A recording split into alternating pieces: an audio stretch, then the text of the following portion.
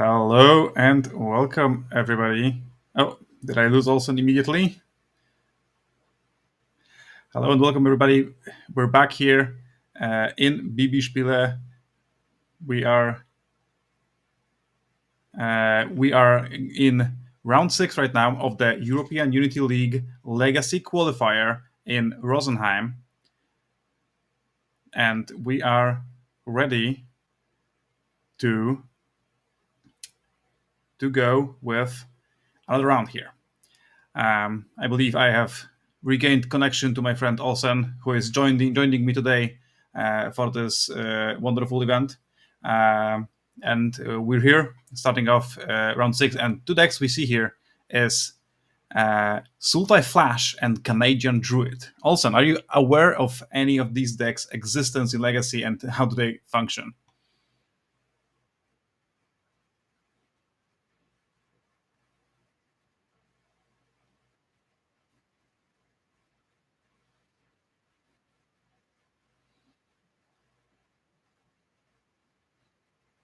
It's Hermit Druid, but I believe that one is not legal in the format, so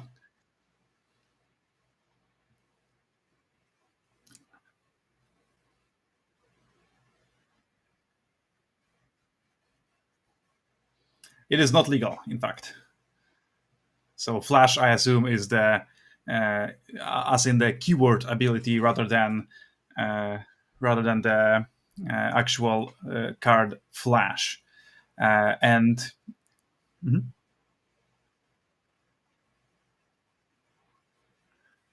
Okay. Okay. Chat, can you hear me, guys? Oh, 1 2 1 2 testing. Yep. I think now we should be golden. Okay, yeah, I believe because of the disconnect there was something wrong. Okay, Yeah. jumping right into this game. Canadian Druid is in fact just like the Canadian Threshold type of deck, the Delvery, Nimble Mongoose type of deck, now with featuring the card Questing Druid, just as you guessed correctly. We here see starting off with a Tamio. There was also some wasteland action on the very first turns that was stifled. Oh yeah, from that's Moritz. insane. That's actually insane. I mean, I believe the Sultai player was on the play, right? So he played his land, and then his opponent started with a wasteland.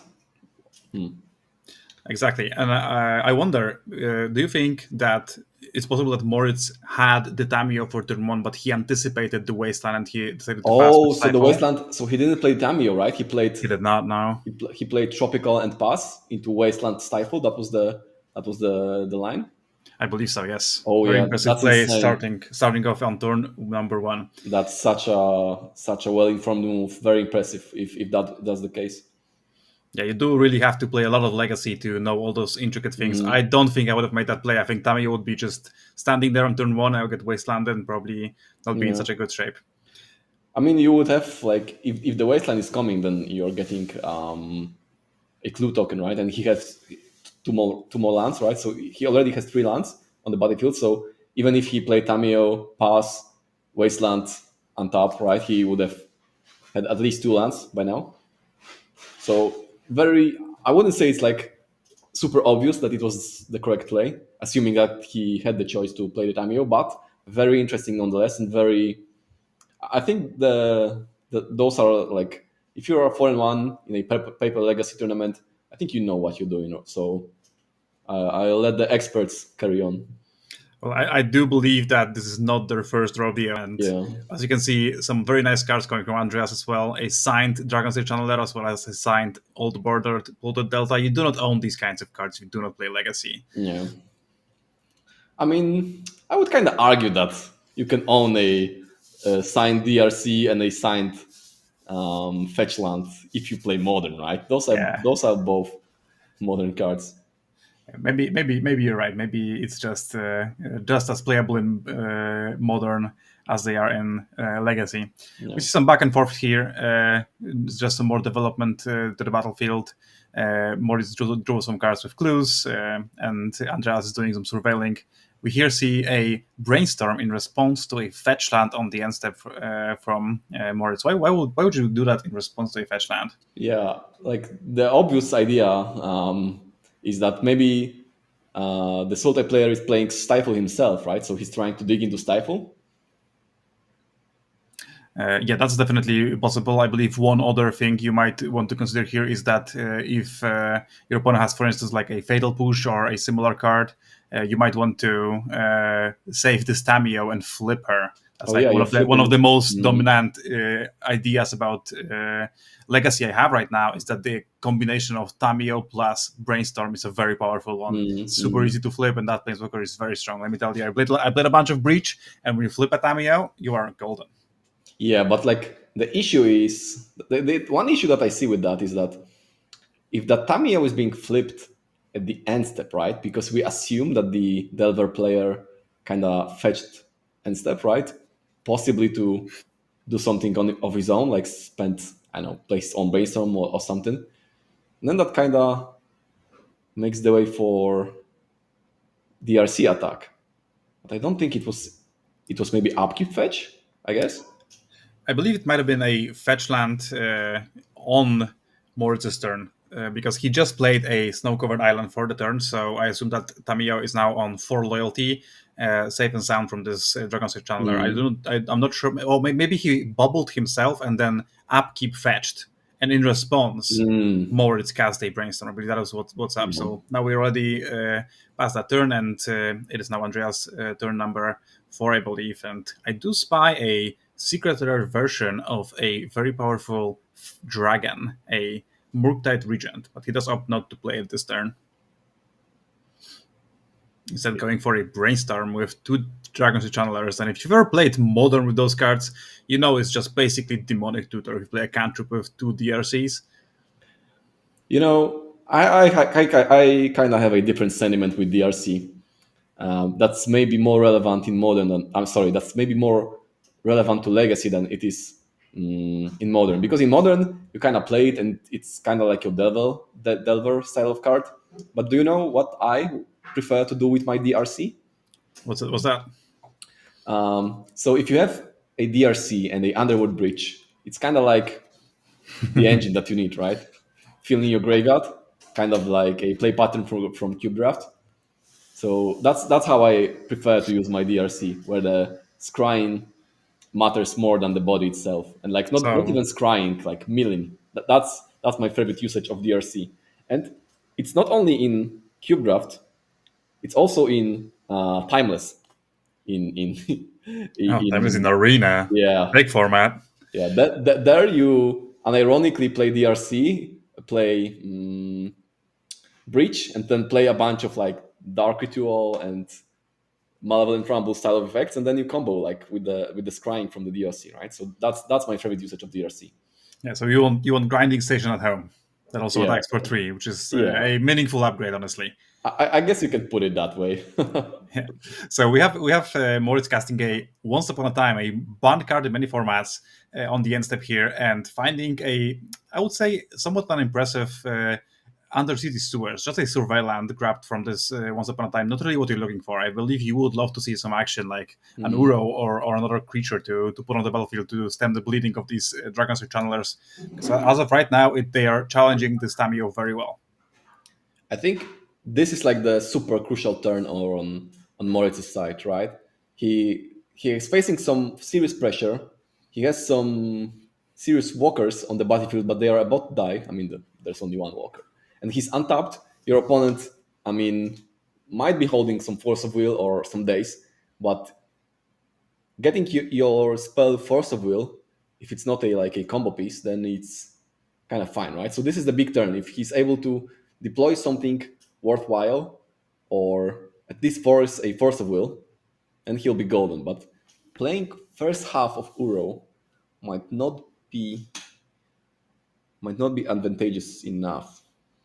I mean, this does set him up nicely for future turns, right? So we also see Moritz surveil here with the Undercity Sewers. He did like the card he saw on top, so he kept it. So I assume it's going to be some way of getting on the board or answering those Dragon Street Channelers. Mm, He does have plenty of answers to those cards in his deck, I believe. And I also believe that I am somewhat wrong because I thought he is going to have some copies of Fatal Push, but it appears that he does not. He mm. does have some Orcish Bowmasters, but it's well too late for that to snag a Dragon's Channeler. So they are 3/3s and they will remain 3/3s. Mhm. I mean, that's kind of. I'm not sure if we see the deck list, but from at least from Twitter, from what Twitter is telling me, is that Legacy. I mean, we're not saying this game, but Legacy has become kind of a format that revolves around Reanimator and Oops All Spells decks, right? And those, like, I saw people on Twitter recommending other people to play mainly Grave Hate, right? So Mm-hmm. maybe the like one pattern that we can see is that if Andreas is no sorry that if Moritz is playing some amount of main deck Grave Hate, that would enable his Bowmasters um, to kill those DRCs.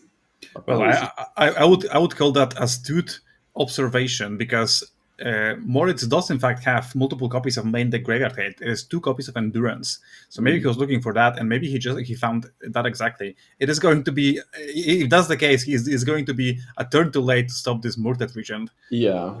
A beautiful full art. I am myself a fan of them, but some This people would definitely prefer a old bordered one that is not currently available for the Legacy enjoyers. I believe Andreas has cast a Regent and Remained with Delirium for his Legacy channelers So here we see meticulously. Force of Will uh, pitching that Sultai card, right? Yeah, What's its it's name? Rakshas's Bargain is the Yeah, name. It's like a super cheap stock up on instant speed, but it does require to play the Sultai colors. yeah. But we see Days countering back the Force. It's brutal when you get to do that. And you would assume that on turn 5 there would not really be an option, but well, I guess Moritz is caught with his shields down. Yeah, that's what I was kind of afraid that would happen, right? If he played Uro on the previous turn, and like, I mean, first half. I mean, obviously Uro is super powerful, but the first half of Uro is kind of pathetic, right? In terms of the effect that it provides. So if the previous turn was just Uro with him behind on the board, I'm kind of worried that the King Uro himself might be a little bit too late, and now he's spending his turn digging. Yeah, so spending his turn on a brainstorm into a Rakshas's Bargain. And Andreas is thinking about it. I believe he does hold a blue card and a Force of Will, but opts to let that go. It does not impact the board immediately, so I think I agree with that decision. We also saw Moritz attempt to flashback Uro like immediately when he just untapped, but then thought of it again and started with the brainstorm, perhaps looking for a 5th land drop to then cast the Uro after like shuffling with a fetch land. Did not end up finding the 4th land drop, so had to satisfy himself with a 3-mana divination. Not really what you want to do when you're facing down 10 power. Yeah, I think it's gonna be super difficult for Morris to come back into this. I mean, he started out strong with the Stifle, with Tamio, cracking some clues, playing Uro, but he just wasn't able to convert any of that into meaningful board presence. That's true. The only thing that he really presented to the board was the Tamio and then having it flipped, but those channelers took quick work of it. Perhaps this is a consequence of some of Moritz's deck building. He does not have any copies of actual removal spells in his deck. But the problem with removal spells in Legacy is that, I mean, in this game you would have loved them, but in like a lot of the games they are like super bad. Like imagine throwing a Fatal Push into, I don't know, Oops All Spells, or into Reanimate, or into, I don't know, Lands. Like there are so many, like Legacy, for the viewers. Legacy is it's not modern. It's not like sometimes the games look like the one that we just watched, with, you know, basically players playing kind of a mid-range war with just better cards, similar to what might happen in Pioneer or Modern. But most of the time, I don't think that's what Legacy is all about. I don't know if you agree with me, Barczak. I would say so that this is definitely the case in Magic the Gathering Online meta, but if you think about paper legacy, it's a lot of dedicated players, and if you have a scene of legacy players that just come to join you for the legacy FNMs, I believe there is a strong incentive to play like those fair, like Mhm. actual fair decks, because I had that experience myself. I played a lot of legacy like back in 2017, 2018, and I loved Storm. I wanted to play Storm, but when I went to my local Legacy tournaments and I played Storm, nobody was really having all that much fun. People were like pretty Hmm. sad to play games with me. So I ended up switching to some Delver decks or some Stopwatch Mystic decks, and I Hmm. believe this is a type of dynamic that does happen often. People will choose those powerful combo decks, but they will have a much lesser representation in paper tournaments, especially those local Hmm. ones, just like this one here in Rosenheim, than in Magic Online you would suggest. Where, as you said correctly, Upsol Spells is dominating the online metagame.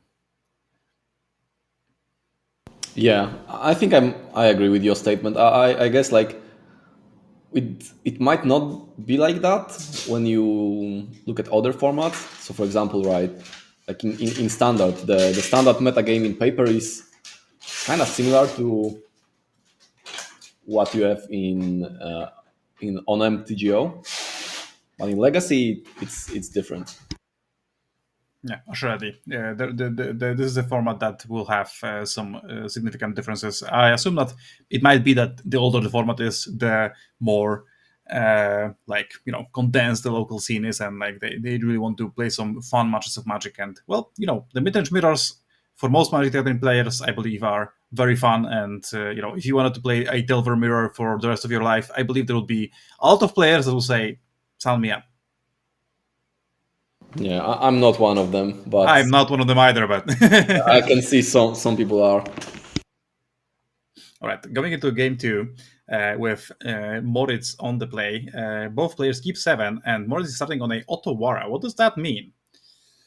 What does that Otawara what could that Otawara mean for how Moritz's hand will look like here?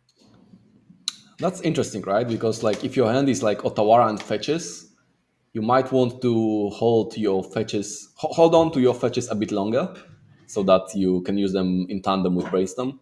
But um, you also, you also want to be protected against the Wasteland, like in the game one, with your Stifle, assuming you have it. So it's kind of a intricate dance. Like one thing that Legacy Masters can get a huge edge on is handling your lands properly with Wasteland and Stifles and other stuff like that.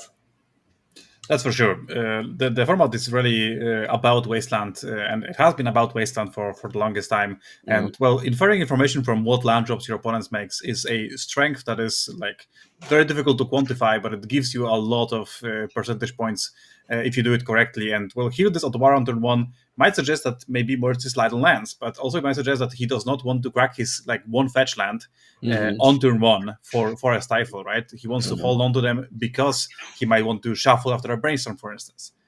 Yeah, like I think like I wouldn't like if your opponent is starting on a channel land. I think you're kind of maybe how to put it, like you get a lot of hope that yeah, maybe his mana screwed, Oh maybe I'll yeah, get this game for free. But I wouldn't put my opponent on that. I would just I'd rather infer that he's on Stifle and like one fetch and like maybe I know some amount of dual lands, but like without fetches, some like tropical island and stuff. yeah. In a brainstorm format, that play tells you much less than it would in modern, for instance. In modern, my opponent plays a channel land on turn one. I'm like, okay, so you're very light on lands, if not a one lander. But in I don't know, Legacy, man. If I see an Otawara play turn one in modern, I expect a semi growth chamber to be played on turn two. So okay, that's a decent one, and not one I would like to see on the other side of the battlefield usually. All right, so we have some back and forth. We have a country played, a brainstorm from Moritz. Andreas is keeping it steady with those two fetchlands, but plays a channeler here, and there's an attempt of a end step dress down from Moritz. And yeah, well, this dress down does hold some nice secrets because Moritz does have, well, we saw Uro, but there's another spicy one. There's 2 copies of Pyrexian Dreadnought. yeah, The shrimp. You know the shrimp? yeah. I know Prex and Dreadnought. Definitely super well combo with Dress Down.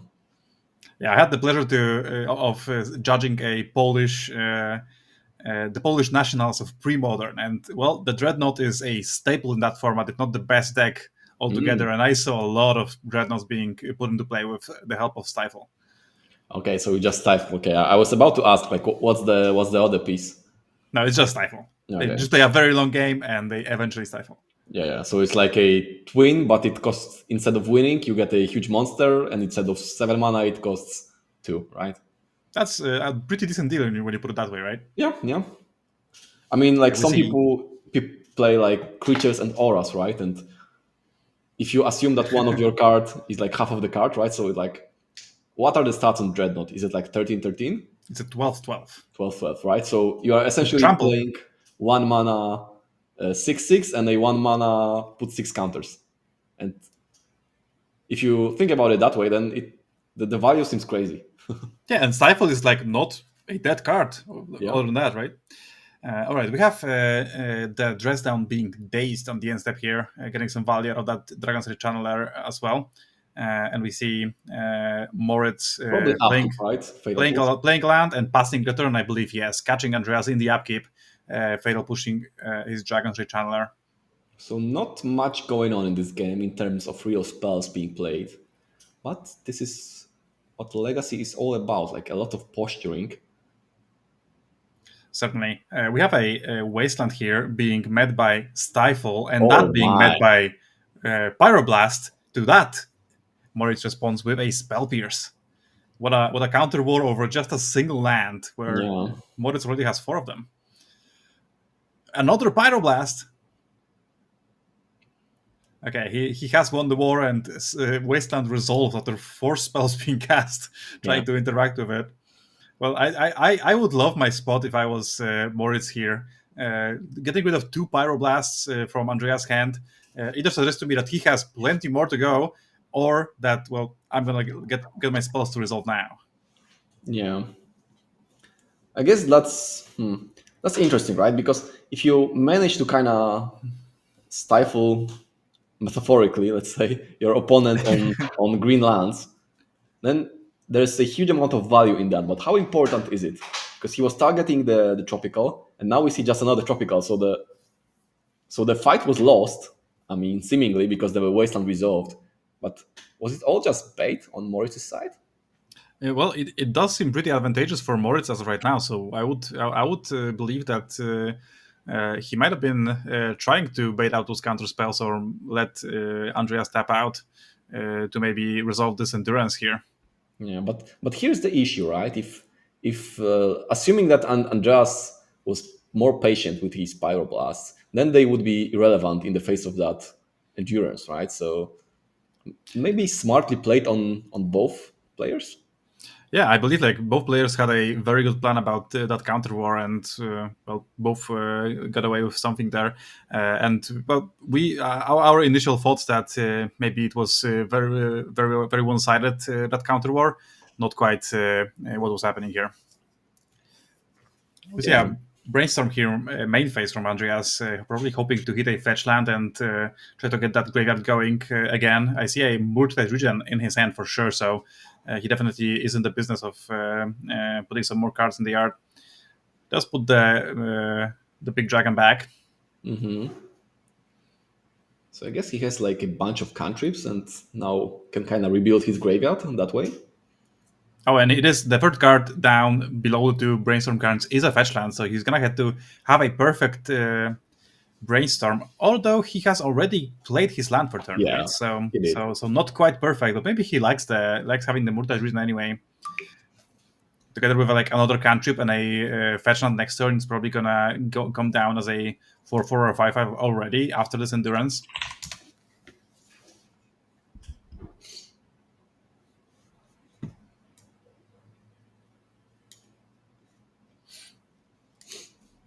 A multi-region of Moritz's own, by the way, coming down on the very next turn.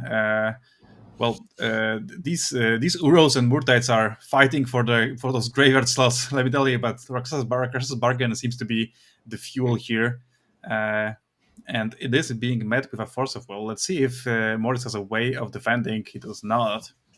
That's interesting to me. I saw a pyroblast in Andreas' hand. I wonder, yeah, it's still there.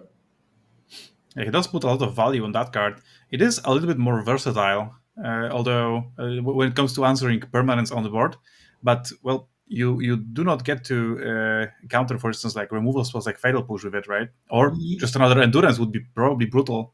Yeah, interesting. There's we're kind of like the game is going super fast, so we are unable to describe everything that's happening. But there is a ton of minor decisions on both players' side. Oh, for sure. And the game is going pretty fast, so you know that the players are well versed both in the matchup and in Legacy overall.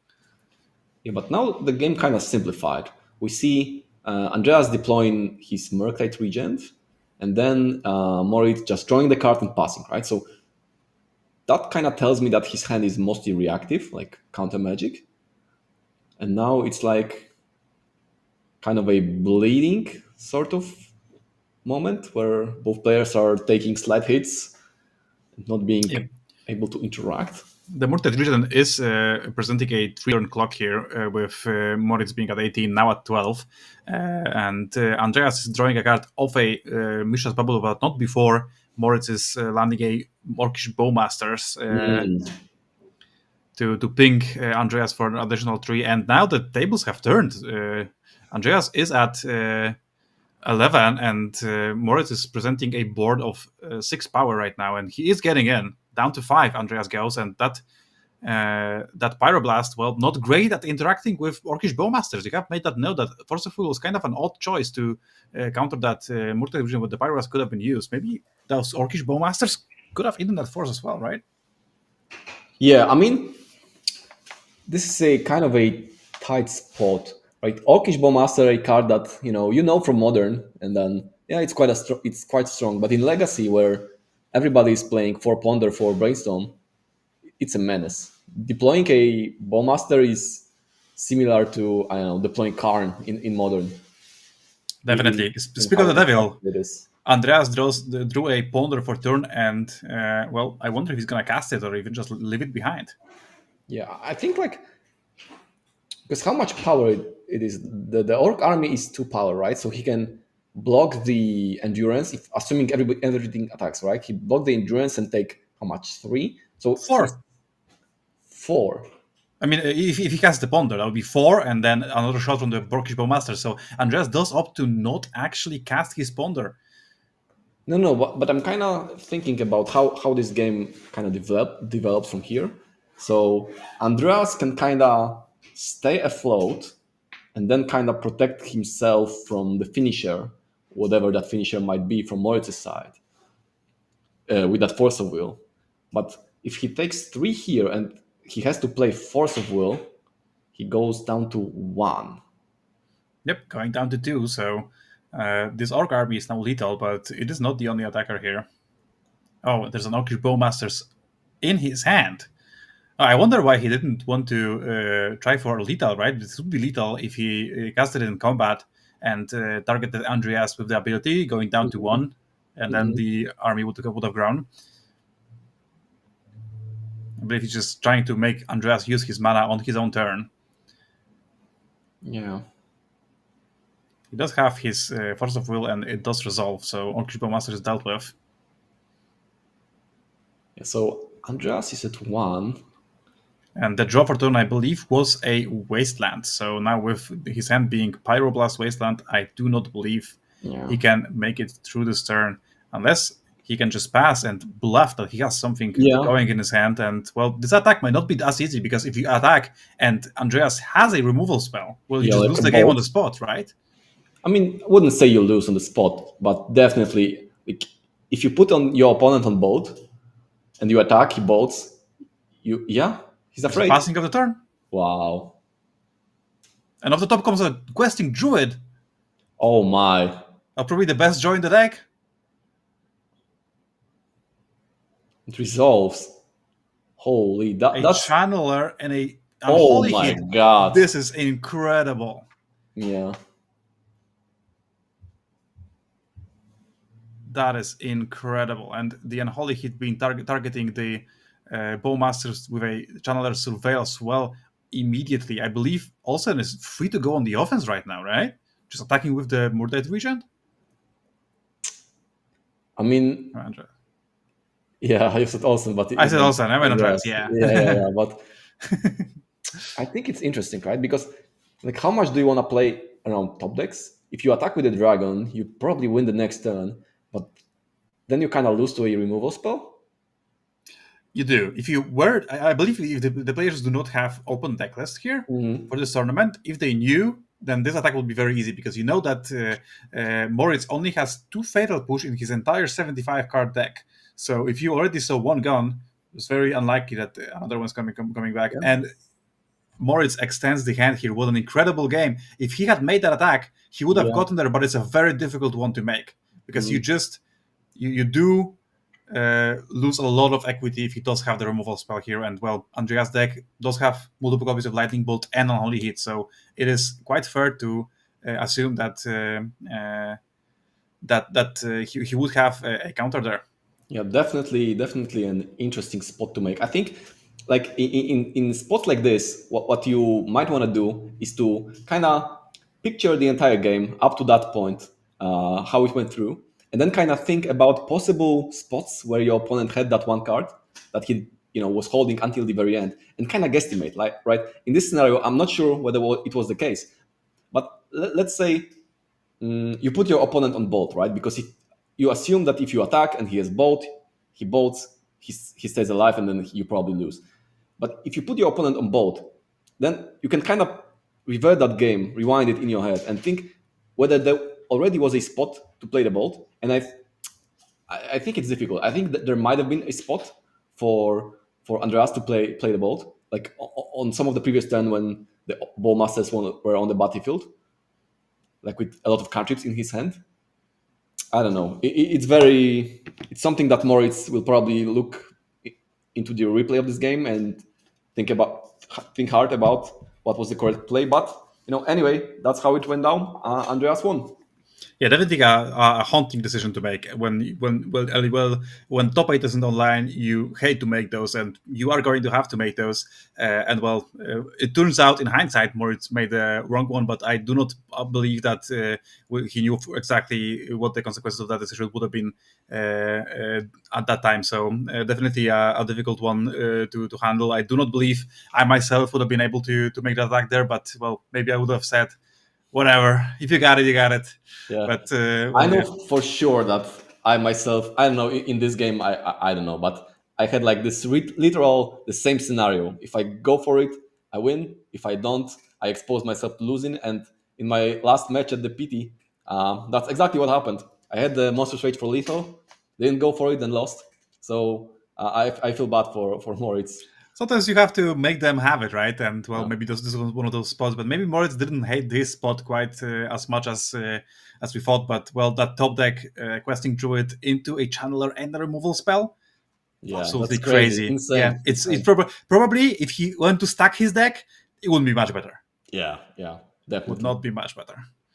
Well, okay, we're going to be waiting for the top eight match here because we have concluded the Swiss portion of the tournament. But as of right now, we'll leave you for a couple of minutes. Maybe we can talk briefly about the prizes in this awesome tournament because, well, Mhm. European Unity League is sponsoring this one. It is a qualifier. So, first of all, there is a direct invite to the European Magic Cup that is going to be happening in Bologna at the start of the next year with 20,000 euros in prizes. Yeah. And it is free to play as long as you qualify for it. It is not easy to qualify for it. But, well, one of the players here in this tournament will be flying out to Bologna at the start of the next week. Have you tried to qualify for the European Unity League also?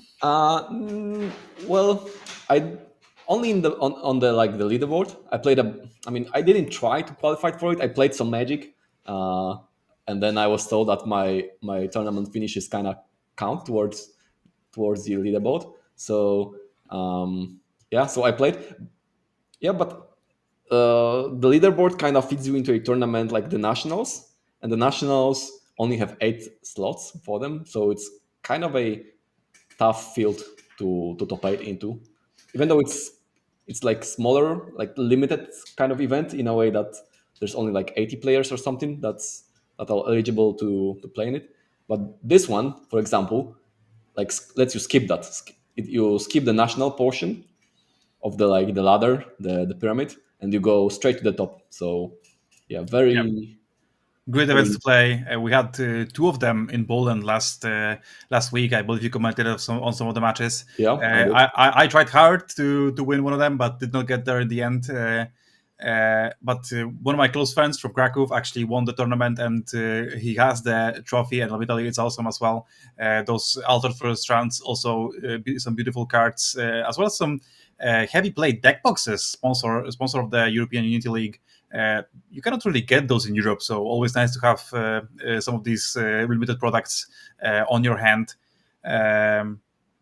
Here in Europe. But yeah, also like some awesome prizes here for the winners of this tournament, with a bunch of cash and accessories for the legacy players here, and of course. A large multiplier of Unity League points. I don't know if any of these players are like fighting hard, like life and death to grab that number one spot in their respective country. But well, if they are, this is a great tournament to play. Yeah, about that, Barczak, do you know any person that kind of I don't know fought for the number one spot in the national leaderboards? Do you know any person that like was kind of interested in that? Well, there's this guy, and he kind of went away for 2 weeks on a trip in the US to play the Pro Tour, and he just fell apart. And I don't think I'm making it anymore, but I was like head to head with a very talented Polish player, Wojciech Radosz, colloquially known online as Laplacian. A great player, a major Magic the Gathering online grinder. He ended up playing a lot of tournaments when I was away, and well, I believe I'm not quite dead, and I will be trying hard to maybe catch up to him. But well, I think I'm like 200 points away right now. But you're still in the position number two, right? I am number two in Boulder right now. I Yes, mean, if you're yes. number two, I would say that's a good enough position to be in, right? You I mean, probably I don't hate it, but number yeah. one is very sweet because you do get a direct invitation to the European Magic Cup. Oh, so the number one spot, like Yeah, kind of. Oh, that okay. Then that's that's it. worth a lot. Between 2 and 80, you get invited to the nationals, and if you're the number one, Mhm. you go Straight to straight to the the main European Magic event. Cup. Yeah, So that's yeah, crazy. a little bird in my ear is telling me that another match, the match one of top eight, is actually already uploaded. So let me try to get it down for you guys. And actually, there will be no downtime here, so kind of exciting. Yeah. Uh, so we're gonna have that coming up shortly, a quarterfinal. Uh, let's see. All right, let's take a 3-minute break, and we'll be Yeah. right back with you. See you guys. Don't go anywhere.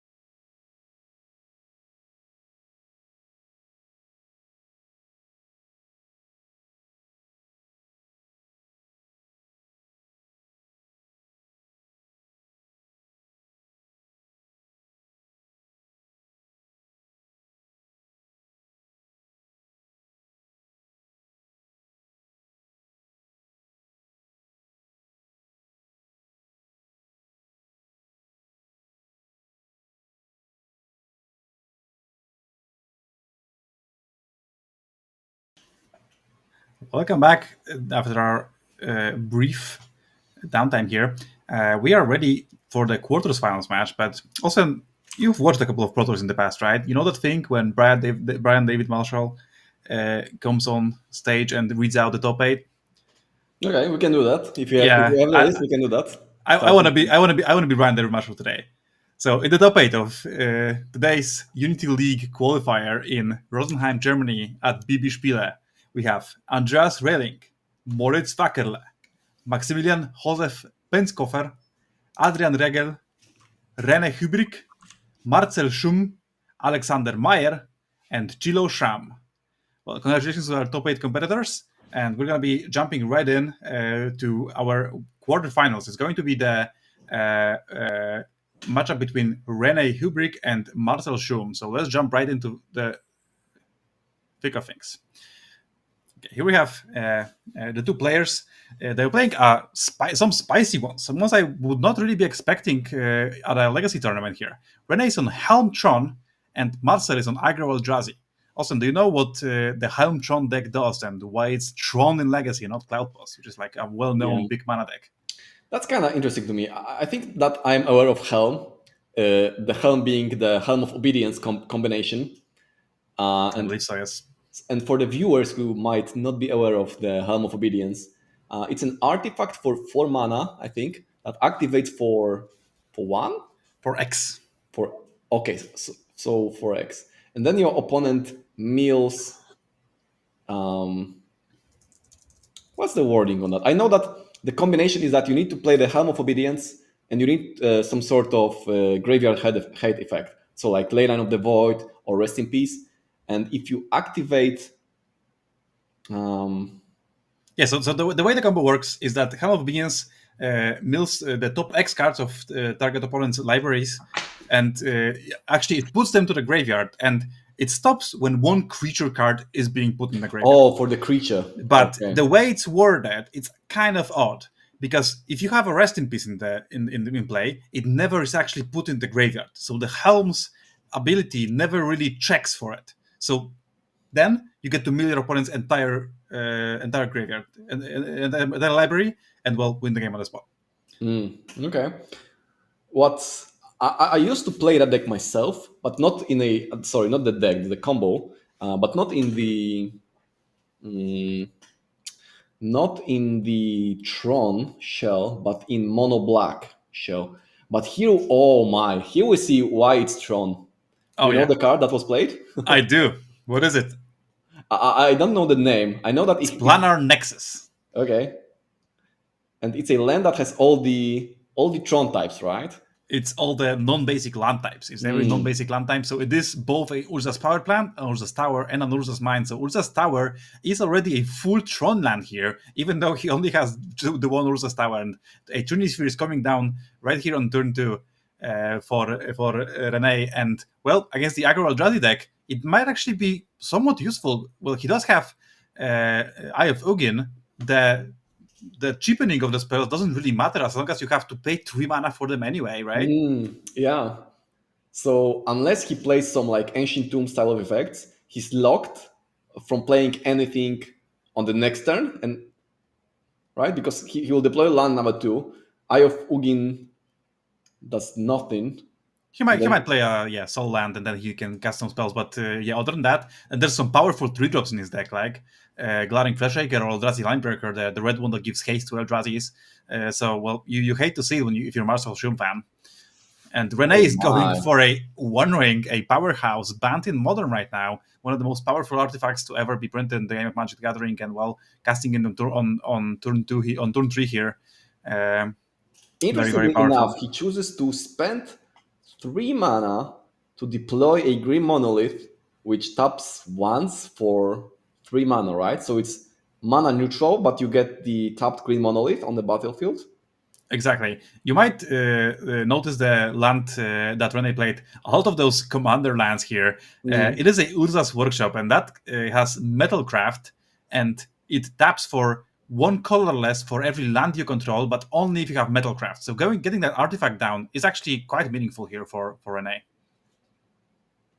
Man, those Commander cards are crazy. I know the middle one, but the land that you just described, I don't think it's called that. I think Urza's Workshop is like the one that gives 3 mana for artifacts, or It's the Mishra. It's Mishra's workshop. You know, you got the wrong brother. okay. Yeah, but this is a Urza's workshop, a commander card. I believe a Brother Sword commander card that is well making waves here in modern. Oh, and we see a Ugin. This is a Wait, standard card. I'm missing something. What's the name of the card? I want to look it up. Oh yeah, Workshop. I mean, I would just Google workshop. yeah. Urza's workshop is the name of the card.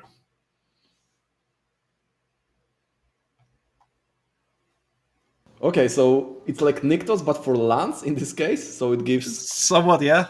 It So tapped for 4 this turn, oh so my. just a workshop and a Tron land, thanks to this Planar Nexus So and these 2 lands artifacts in and the you battlefield. deploy a 6 Deploy drop, a right? Ugin. Ugin maybe not quite the card you want to see against the colorless Eldrazi deck, right? Mhm. Because, well, it does not. It will never ever kill a creature of Marsal's, but well, it will definitely gain some life and draw some cards for Rene. Yeah, but now Marcel should be kind of unlocked, right? He should be capable of playing his spell under Trinisphere, and we'll see how strong will his spell be. I see Sire of 7 Deaths in his hand. That's definitely not something useful with just 3 mana. Yeah, he cannot cast that one. You can cast these Reality Smashers and Footnote Series of the World. This one in particular that is hitting the battlefield, I believe That's an is Eldrazi line breaker. it's a Right? Light Breaker, right? Yeah. The Line Breaker, a 3-drop, you're paying 3/4, even though you have a Eye of Ugin on the battlefield. Not really what you want to see, but it is a very powerful one. Eldrazi Line Breaker is a 3 mana 3/3 with trample, and at the beginning of your combat, it gives another. It gives any target creature you control haste and +X/+0, where X is the number of Eldrazi you control. So this Line Breaker can give itself +2/+0 and haste here. So attacking for 5, 6, 7 already. But it appears that Kozilek's command will do short work of the Endless One in response to the Line Breaker. Oh my, and I was kinda I see he taps the tower for 1 and he taps the other land. Sorry, he taps the tower for 3 and taps the other land for 1. So that's 4, that's not enough. But Ugin has the secret option, right? Or does it not? He exiled the 0 costed guy. No, I believe it was just Kozilek's command targeting the Endless One to exile it and targeting Rene to make two spawn tokens. The Ugin ability only exiles It's permanents that are Dragonstone. colored. No. I was thinking that the Ugin is the 6 mana Ugin that cheapens your colorless stuff, but it's not that one. It's actually No. Ugin Is the Iron new one. Bombs. Is the new one, yeah. Mm-hmm. I see. Oh yeah, he would love to have his spell cheaper by just one by 2 mana here to exile the Line Breaker, but well, he'll manage with just a Kozilek's command for 2 with 2 lands. Okay, so Barczek, tell me one thing. I mean, or maybe not, but does Urza Saga count towards the Urza's Workshop? Well, it has to, right? Urza's Workshop. I mean, the name would imply. Yeah, I believe so. Yeah, Urza's is just the name, right? So Let's see. Let me check it. I believe Urza's Saga has the subtypes Urza's Saga, one of the few cards in the history of Magic that has the name exactly the same as the types. Yeah, so it counts. Oh my god! So the land on the left, the Workshop, is giving what 5 mana from 1 It taps for 5 mana right now. Yeah. Oh my god, that's insane. The Tron players in Modern do not have it good, let me tell you. I mean, at least you don't have to play against Wasteland. Oh yeah, maybe that's Modern. maybe that's way less, way more relevant than the fact that Urza's Workshop is legal. But well, we see here Marcel landing a Ancient Tomb that may let him actually double spell this turn, right? Oh no, that's not quite the case because he only has 5 mana right now. Yeah. He might cast some of his more expensive spells though. Use a Kozilek's command for, I believe, X equals 5. As long as Eye of Ugin actually cheapens that card, right? Because it's not only creatures. It is Eldrazi spells you cast because 2 less to cast. Yeah, so it is cheaper. So he will make 5 spawn tokens here and likely scry 5 and draw a card. Yeah, that We makes see the 5 sense. spawns, yeah. I mean, one thing that I would like to highlight is that the turn from Rene was untap, activate the One Ring, activate Ugin, so draw like I don't know 3 cards, right? Play the Saga and pass. That's kind of weird to me. It's very unimpressive. I believe there's a float situation going on here with Rene. I mean, you cannot probably float too hard if you have a One Ring on the battlefield, but well, his 7-card hand might not actually be that threatening. He did discard a swamp here to the hand size here as well. I mean, that normally that wouldn't be the biggest problem for me, but his deck, I would assume, is mostly sorcery speed with all the like fat spells and big monsters, big artifacts, and stuff like that. Well, And the there's only Kozilek's instant, command that we yeah. already saw. He does also have a spicy one, and you're gonna love it. Can you guess what set is it from? Or like what category of sets is it from? Oh, probably by the tone of the question, I would expect it to be like the unset of sort. I know it's a commander set. Oh, okay. Another one. It's a Eldrazi Confluence. And I believe here we just see a Kozilek's command being cast for a bunch of mana. I'm not sure what are the types, but it is enough for Marcel to scoop it up here. But Eldrazi Confluence is Interesting. it's a nice one here. Let me see if I can.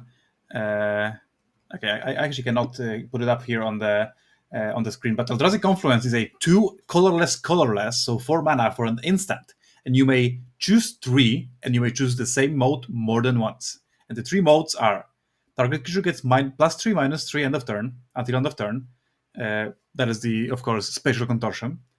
The other mode is exile target non-land permanent, then return it to the battlefield tapped under its owner's control, so it blinks a thing. And then the third mode is create a 1/1 colorless Eldrazi Scion creature token with sacrifice this creature at colorless. So it's a Eldrazi command of sorts. That Kozilek's command is actually I assume not. So there's multiple Eldrazi commands No, no, no. Wait available a here minute. for. Actually, commands and confluences are entirely different Oh, things. you're absolutely correct. And this one can be chosen. The same mode can be chosen multiple times. So I guess that's the idea of confluences, right? Yeah, I mean, confluences, they don't want to be associated with commands. I mean, the fiery confluence is a cube all-star. So, and if the red command does what? You don't even probably know yourself. Well, you put me on the spot here, but I do not know the text of the red Yeah. command. But I see one issue with that Eldrazi confluence. I'm looking it up on my second screen, and you know what's the issue? What is it? I read the types, and it only says instant there. Oh, that's So right. It is not a kindred card here. That's very interesting. yeah. Given that it is a somewhat modern card here, I believe, from the Modern Horizons Commander set. But well, it supposedly is strong enough for Rene to include 3 copies here in his Helmtron deck. Well, most of the cards most of the lands in his deck are not actually. They do not care about Kozilek's command being Eldrazi Confluence being a Eldrazi spell. He does not actually run Eldrazi Temple himself. It is actually probably just as good as any 4 mana spell would be in his deck. Yeah, and one thing for the viewers, because I was kind of puzzled about this myself, that when Marcel attacked and Rene played the Kozilek, no, sorry, what's the Kozilek's name of the command. card? Kozilek's Command. command. Yeah. Then Marcel conceded on the spot, and I was kind of wondering why would you concede? I mean, probably the command was cast for like a million, so your opponent, but probably like I would assume like around 10, maybe 15. But you only get 1 card deep into your deck, and maybe you break, right? So why the concession? But I then kind of read the card Ugin Eye of the Storms, and I believed it might have been the time for ultimate of that. I believe Francesco, so you as know the well. ultimate of Ugin? Oh yeah, it does some very nice stuff. I believe it searches your library for any number of colorless cards, and you can cast them for free. Mm-hmm. Oh yeah, that's a game ender. Yeah, so Even if you believe that you can keep going here, well, it's not gonna be for too long here. yeah, so the viewers at home might be wondering why the game ended so abruptly, but in fact it was not even, it was deterministically over, right? If you untap with Ugin on the ultimate, you just ultimate and search for the combo, for the Helm combo. And then, well, you cannot search for Lane on the Void, but well, I believe he would have figured out a strong enough set of cards. no, The but tree. is he even playing Leyline? Is he not Oh, playing it's four commander? copies of Lane of the Void, correct? Oh, Four okay. copies. Okay. Yeah, he also did have the Trinity Sphere on the battlefield, so maybe it was a little bit of a hasty concession because, well, you would No, search I up don't your library believe. for a number of cards. But yeah, I guess he would have also 10 extra mana from Yeah. the spawns. Yeah, I No, agree with I Marcel's think it concession was there. deterministically all over. Like even if you stack Renee's deck in the worst possible setup, uh, you would just lose. I mean, Marcel would just lose before he could end up. Yeah, I believe so as well. Oh, just going Karn into Micahs and Ladders is also an option that was given to Renee. Oh yeah, So exactly. that ends the game on the spot as well. All right, so they're heading over to game number 2, and here we have the mulligan process. I believe Renee is already going down to 6, and he is putting back a card. And well, I assume that Marcel is keeping his hand here. And now here we have a Devourer of Destiny trigger going off at the beginning of Marcel's turn number 1. Notable thing about this is it always confuses me, and I've played this card a couple of times in paper. And if I start and I do a thing in my upkeep, I want to draw a card. Like I put a card on top, it feels so odd to me to not draw it.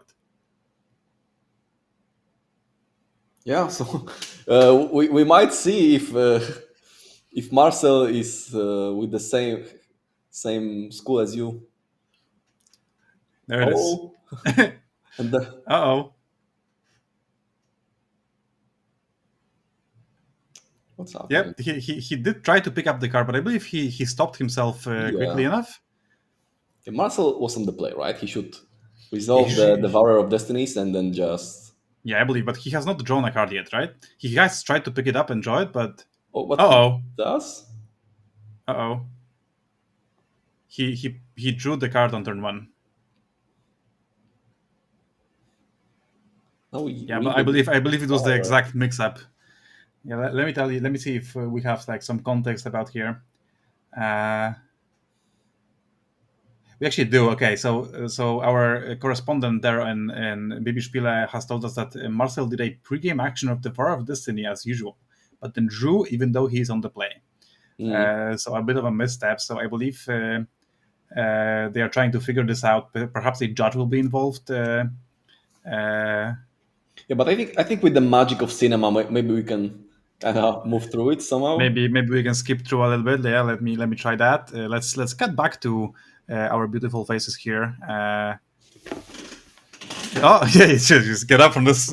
Hello. All right, let me see if we can cut to a more interesting part of that video.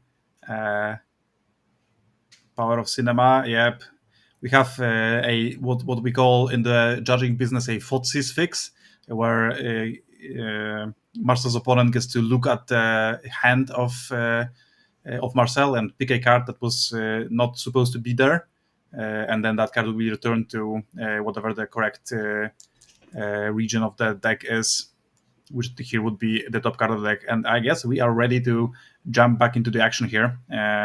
Thanks to us, you beautifully put the magic of cinema. So we're here, everything is resolved, and well, now Renee does know Marcel's hand, but other than that, it's all good.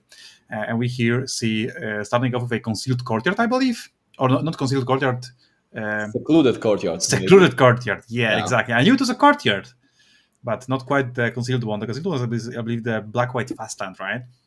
Yeah. So now Marcel doing well. If you do the Thoughtseize fix, I know that you have some experience as a judge as well, right? I do, If you do the yes. Thoughtseize fix, where, like in this scenario, where is the Thoughtseize card is going? Is it shuffled or is it?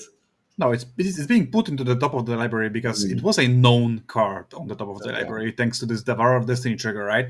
If we had not known that the card should have been there, it would have been shuffled to the random portion of the library. But right now, Marcel has the exact 8 cards he wanted after this Devourer of Destiny trigger.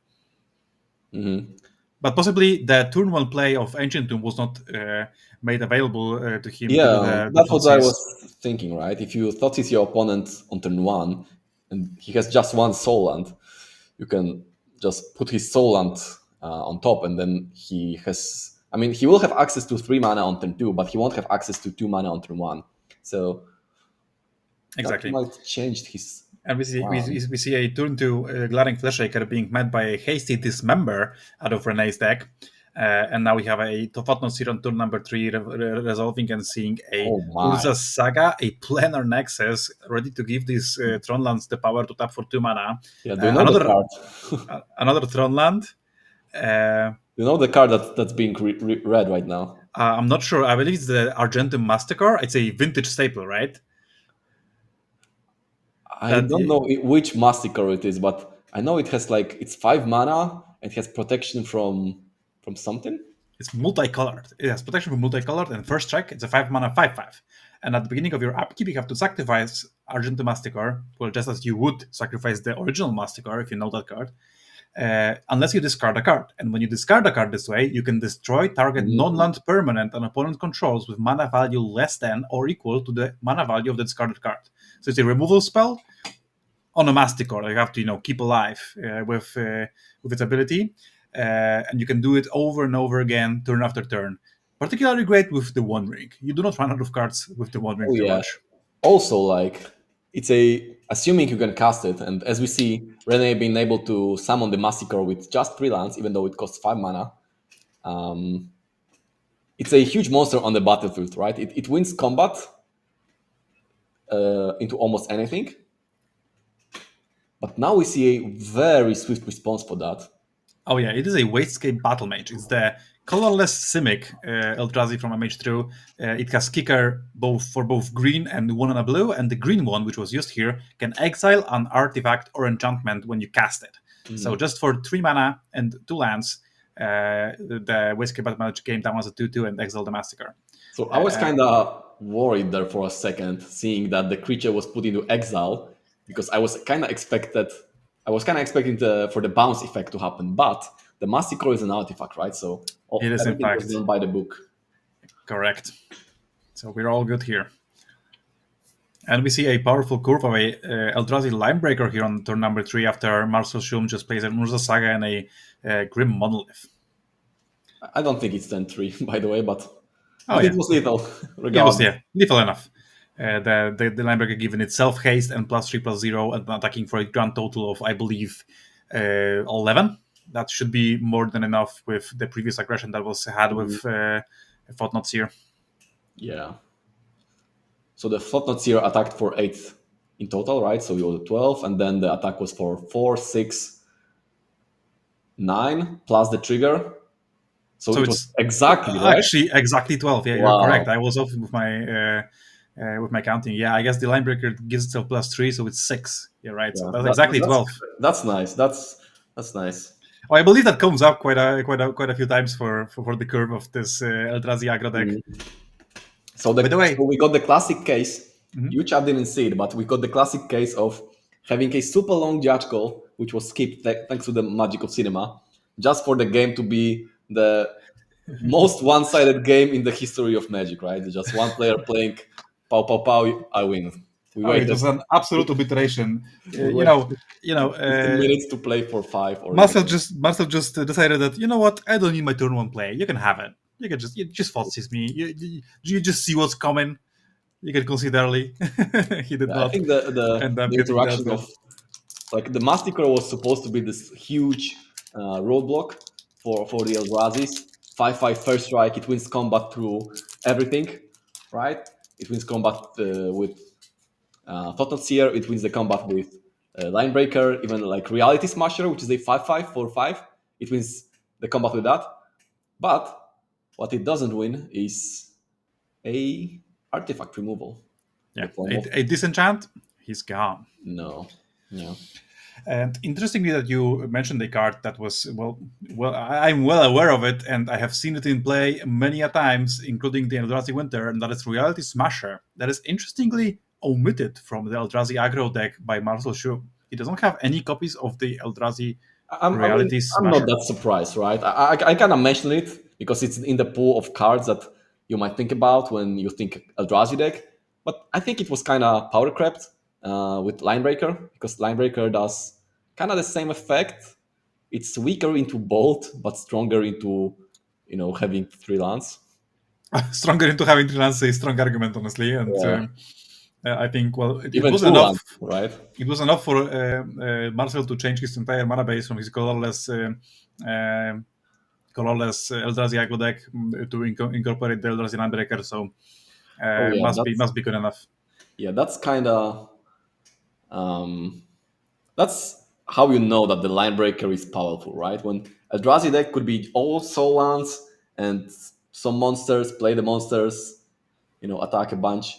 Um, but the line breaker is so powerful that they kind of accepted the fact that they go with The those worst Tavern mana of based. Souls kind of Oh lands, yeah, right? for sure, for sure. And we see here Rene had a powerful turn 2 lined up with a Karn the Great Creator, I believe. It's an old bordered secret lair version with Urza's Tower into Planar Nexus, but that was met by, that was cut short by a Wasteland. But, well, what do you know? Rene has just a natural copy of Urza's Tower and the Planar Nexus in hand anyway. That's crazy. That's insane. Your opponent plays the tower on turn one. You are patient. You wasteland it in the hopes that the gears will stop turning so fast. But your wasteland is not much help. What is this card? Is this a funky version of Karn? Uh, I think it's a Karn, and it made a construct. Could that be the Dominaria Karn? Yeah, that's what Karn I was Scion about of to say. Karn Yeah. Scion of Urza? Let me look Could it it up. be? I've never seen this version of Karn Scion of Urza, but well, I cannot think of another expensive planeswalker that would. Yeah, that's a secret layer version. It has like this big head. It looks kind of like a Chibi. baby. It's Yeah, a yeah, chibi Karn. That's cute. exactly. Well, here we have a 4/4 construct coming down to stem the bleeding of the combat step here from Marcel, as he plays a simple Endless One as a 2/2 on turn 2 thanks to the Zaya Fugin, and now we have a land and a Glaring Fleshraker onto the battlefield, and no attacks are being made from his side. Mhm. So the Eldrazi aggro deck is kind of like your high school bully, right? He kind of attacks you, but if you stand up for yourself, as is Rene standing up for himself with some power, some eerily power of his own, then it kind of struggles, right? If you play all your Eldrazi's, you can afford to play much removal spells to clear the way. Exactly. So Marcel came to house to cast some 4/4 and attack with them, and then his opponent just went make a 4/4 and it's like, hey, that's no fun. I was supposed to do that, not you. Yeah, And well, now let's see who's on the offensive. Rene makes another construct and attacks for 5 with his first one, deciding that his construct alone will defend him enough to get rid of the contents of his hand. We see him crack a expedition map, making his construct smaller, but I believe the addition of the land that he searches up is going to be very relevant. And we here see a Urza's workshop tapping for as well for 3 mana as well. so that's like the tower, but it will get better than the It's tower. a funky tower for sure. It's tower with upside. So taps it for 3 mana, and the play is it is the Eldrazi spell with 1 mana floating from the. It's Eldrazi Confluence. It's Eldrazi Confluence, correct? I believe the modes chosen could be Spatial Contortion 2 of your creatures and make a spawn, or No, it's Blink oh, Karn. it's Blink Karn. Oh my god, that's incredible! And Karn is blinked, can make another Urza's Saga construct. Wow, that is incredible. Eldrazi Confluence showing up big here. Well, we now see the strength of the card. Yeah, and Eldrazi Confluence, I just looked it up. Even though it was printed fairly recently, it has the old wording of the blink effects, right? The blink effects used to be, just exile return, and then because it's kind of strong if you do it, then it kind of was shifted to blink and return end step, like in the case Yes. of Flicker Wisp. But this one has the old wording. It's instant blink, right? So Well, I think the only other case of Eldrazi's blinking is the white one from Out of the Gatewatch, and that one blinked immediately. So maybe that's a callback from that. yeah, It is coming on the battlefield tapped under its own control, so that Karn is tapped. And well, here we see actually Renee played another Karn the Great Creator, tapping his Grim Monolith and Manifold Key to end and his he turn, which prompted a is concession. absolutely incredible. And well, I would not. I will be surprised to see Marcel just concede here, and that's exactly what he did. Yeah. Now they're discussing their hands and showing what could have been happening, but well, Renee is the winner here, and they quite unorthodox fashion for his deck. He just played a Karn Sign of Urza on turn 3 after being Wasteland on turn 1, and that ended up being just enough to put him over the finish line. Impressive stuff, and with the Eldrazi Confluence finishing the job here, which is also quite nice, as we discussed this card briefly before the match started. Yeah, I All think right, the second tower was brutal. Like play tower, get wasteland, and then just play the second tower. That's brutal. That was absolutely. crazy. Boosted his mana so much, and then he was able to utilize that especially advantage. especially since you like it also always like somewhat of a gut wrenching feeling when you play against the Tron deck and you destroy one of the Tron lands and they immediately play the other one. Oh, it sucks. I hate it. Yeah. And like this was exactly one of those situations. And you saw that he had a plan on Nexus as a follow up to the Urza's tower. He did have another tower. He did not have another Nexus. So Yeah, but I mean, if you wait for the Nexus to show up, then your opponent already has a turn with four oh mana. yeah. So that's you destroy the land. Yeah, that's great, but your opponent already has the Karn on the battlefield that's making constructs. So One note I wanted to make about our previous match, we saw Andreas Relling and Moritz Wackerle play out their Sultai versus Druid matchup, and well, what do you know? Moritz actually made it as 8 seed, so they are playing actually the first quarterfinal match. Not sure what the score was of that match, but it's nice to see that Moritz made it on breakers here with a score of 4-2. We also know that the semifinals are right now underway, but we have to wait for the recording a little bit still. So I believe we'll have a short break, and we will be back in some time with some more action from the top 8. Going to the semifinals, which will be Max Penskofer, also known, not sure if you knew, Olsen, it's Da Vinci MTG. A very strong gamer, a top 8 RC competitor in one of your favorite formats, Pioneer. yeah, He was playing Enchant in that tournament, I believe. but And he's not German, right? Or is he? I'm not sure if he's German. He speaks German. Oh, okay. I don't. I'm not entirely sure what's his nationality. He's up against Alexander Meyer, and I know for a fact that Alexander Meyer is his close friend and a teammate from his team, Team Peace MTG. So, well, you hate to see a team kill, but well, if it's in the semifinals of a high-profile tournament, you can take it, right? Yeah. All right, chat. Thank you so much for tuning in so far. Do not go anywhere, as we'll be back in some time for some more Legacy Magic. Yeah. See you. Don't go anywhere.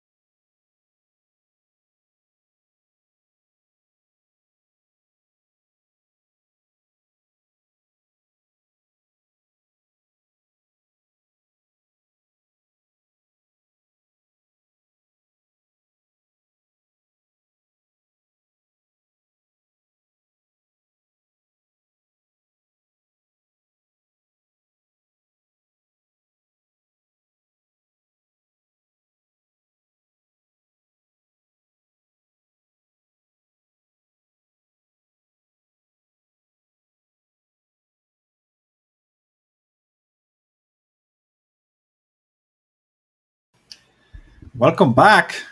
It was a more brief intermission than we anticipated, but we are here to bring you some more magic. We have the semifinals match. We're gonna be seeing some brotherly war here, which was very flavorful for yesterday for the previous round. We have a matchup between Max Penskofer and Alexander Mayer, a fellow teammate of Max's. They are both, interestingly enough, on the very exact same 75 cards. It's a complete mirror. They're both playing Dimir Reanimator, which is supposedly a boogeyman of the Yeah. format. The current Delver deck, utilizing the powerful interaction of Entomb and Reanimate. Well, without further ado, let's jump into some legacy action. Yeah, let's go. Yeah, so players are shuffling up here, already ready to perform mulligans. Let's see if any mulligans are happening. Well, it is the mirror, so I will not ask the question of who's favored or who is going to be well versed to win the game here. But well, being on the play is somewhat relevant. Although, well, thanks to cards like Force of Will, it is going to be, of course, less backbreaking if you if you are met with like a very fast start. But here we see Alexander Meyer start off with a Thoughtseize, revealing a hand from. Oh my! I will interrupt you because this is huge. We see the hand of cantrips, lands, and some counter magic, and your opponent is playing Thoughtseize into your reanimation target. So you're like, what the hell? Why are you discarding my reanimation spell? Because I wanna reanimate that Atraxa. But in Legacy, cards are a little bit different. So, for example, in Standard, you have to play 4 mana to reanimate a creature, and you can only reanimate your creature. But in Legacy, you only pay 1 mana to reanimate a creature, and you can choose your opponent's creature, right? That's exactly what's happening here, I believe. If you also saw a hand from Penskofer that was free of interaction, they only had a daze. So if Alexander Meyer can just make a land drop next turn and cast his own reanimate, which is, I assume, what's going to happen on Max's Ajaxa, it is bound to resolve. But we see that it is just a ponder, perhaps Ooh, missing the reanimate. It's a that's pretty odd choice for the Thoughtseize if he does not have that's the reanimate. interesting to me, right? I mean, I was kind of. I think that if you see that hand and you choose like Snap Atraxa, I mean, but I see Animate Dead in his hand, right? Animate Dead is also like Reanimate. It is, yes. So perhaps after seeing the days, so the pattern, so you clear the way with Thoughtseize, you know what sort of interaction do you can expect, and then you untap, and if there's no days or no force of will, you just play, you just jam, and if you see something, then you kind of wait until the coast is clear, and I think that's the line that Alexander is correctly choosing to take. Exactly. Animated being a 2-drop would just walk right into this days here from Max, and well, you don't want that. You don't want that to happen. Mhm. So just playing a cantrip, making sure you hit your land drop, perhaps draw a piece of interaction to protect you from whatever Max will figure out for during his turn too. Yeah, so one tiny bit of critique that I wanted to say towards Penskofer is that if we assume that the Demi Reanimator is like the boogeyman of the format, so you can kind of compare it to Boros Energy in Modern, and you register your deck name as Da Vinci Special, man, I don't get behind that. Well, we are not very well versed in the format. Maybe there's some very unorthodox cards being played in this particular deck list. Yeah, but his opponent being like doing what a responsible man would do and just calling it Demi Reanimator, but naming your deck Da Vinci Special and then registering like the most stock 75 the world has ever seen. That's not something that I condone very much. But regardless, back to the game. We see a Well, brainstorm and a land drop. Alexander Meyer opted to register the Da Vinci Special as well, exact same 75. So maybe there's something to it. He Yeah, did but call it differently, but that kind of proves my point, right? That it's not special at all. It's just a normal deck. they are teammates. So he has some ins to his deck list beforehand, I believe. Oh, some cards Some being dropped spoilage. here. Yeah. We see a surveil from Alexander Meyer, and this brainstorm from Max, not sure if you noticed, it drew him a land and two copies of days. So now he has two dazes. So if he wants to go down to zero lands, he can counter this animate dead when, well, I would rather be at zero lands and not facing Atraxa than facing Atraxa. So we see now exactly what we predicted on the previous turn. Now we see a daze, but that's super risky, right? If you do the second daze and your opponent dazes you back, but you float 1 mana, right? So you're clean in that Yeah, so sense. another dance will not work. A Force of Will would work, on the other hand. But, well, I believe from Penskover's side, at that point, if you expect your opponent to have an interaction piece here and gets the Atraxa down, well, he would have lost anyways. And just having your opponent get the Atraxa is probably big enough of a downside that you don't really want that to happen ever. But now it's risky, right? If Penskover can go, okay, he doesn't, but if he would have been able to go Underground Sea into Reanimate on his own Atraxa, he would be golden. And he knows that the coast will be clear, because if the coast was not clear, then Alexander would have protected his own animated. Exactly. And there's a reanimate of the top from Oh my. Alexander Meyer. That's huge. So he managed to counter himself into his second shot. He fired the cannon on the previous turn, and the cannon was countered. But now he has another shot. And it did resolve, and we have an Atraxa in play with a trigger being resolved as we speak. I believe if we had a advantage meter, I would put it firmly on the side of Alexander Meyer. Not sure if you agree. Also, I would like to condone a very nice stylistic choice on the side of Alexander, separating the cards from Atraxa into piles, so he knows that he can choose one from one pile, one from another pile, and so on. That's great. When Atraxa was played in Pioneer, I saw some players do it in a very disgusting way, but this is one of the cleanest one I've seen. Very nice. Props to Alexander. Yeah, just separate them into piles and pick one from each, right? That sounds easy enough, and to make sure your opponent doesn't mistake any cards, and there's no foul play at hand. And off the top of Max's deck, I believe it was a Orcish Bowmasters. Not quite what you're looking for when facing an Atraxa. If this was a Grizzlebrand, maybe. It is not, though. Yeah. So Tamiyo often attacking kind of for free, but in this case, if you attack, you give your opponent 7 life points. And you lose your creature. Yeah. A Brainstorm will... oh my god. Ha ha ha. Well, you hate to see it if you're a Max Penskover fan, but there is a Daze coming right back. And the Daze back. And is Dazed back? But it does not resolve because he can just pay, right? So we have this Brainstorm resolving, and the Tamiyo will flip. I do not. Will not resolve. That's kind of an interesting thing, but you just. Yeah, interesting thing, but if you're facing an Atraxa, not much can save you there, and certainly not one of those 3 cards he saw. Yeah, so Penskover doing the kind of a desperation kind of attack into Brainstorm move, and probably on no outs at that point. What would be the card that he needs to draw in that spot? Like a Snuff Out or some free removal spell after you go down to 0 mana? I guess he can pick up a Brazen Borrower and try to return the Atraxa over the course of 1 or 2 turns, tank a hit. It doesn't draw extra cards when it stays in the battlefield. So whatever you saw already drawn will be what's there. It is admittedly going to be difficult for Max to beat the hand he was revealed with the Atraxa trigger.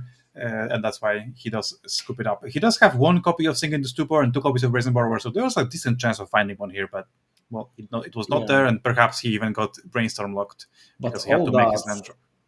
Kind of works only if your opponent does nothing.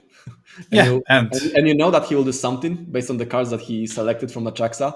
So you can kind of solve one problem that's present, but you are unable to solve the next problem that's coming down. Yeah, so that's what prompted the concession on Penskover's side.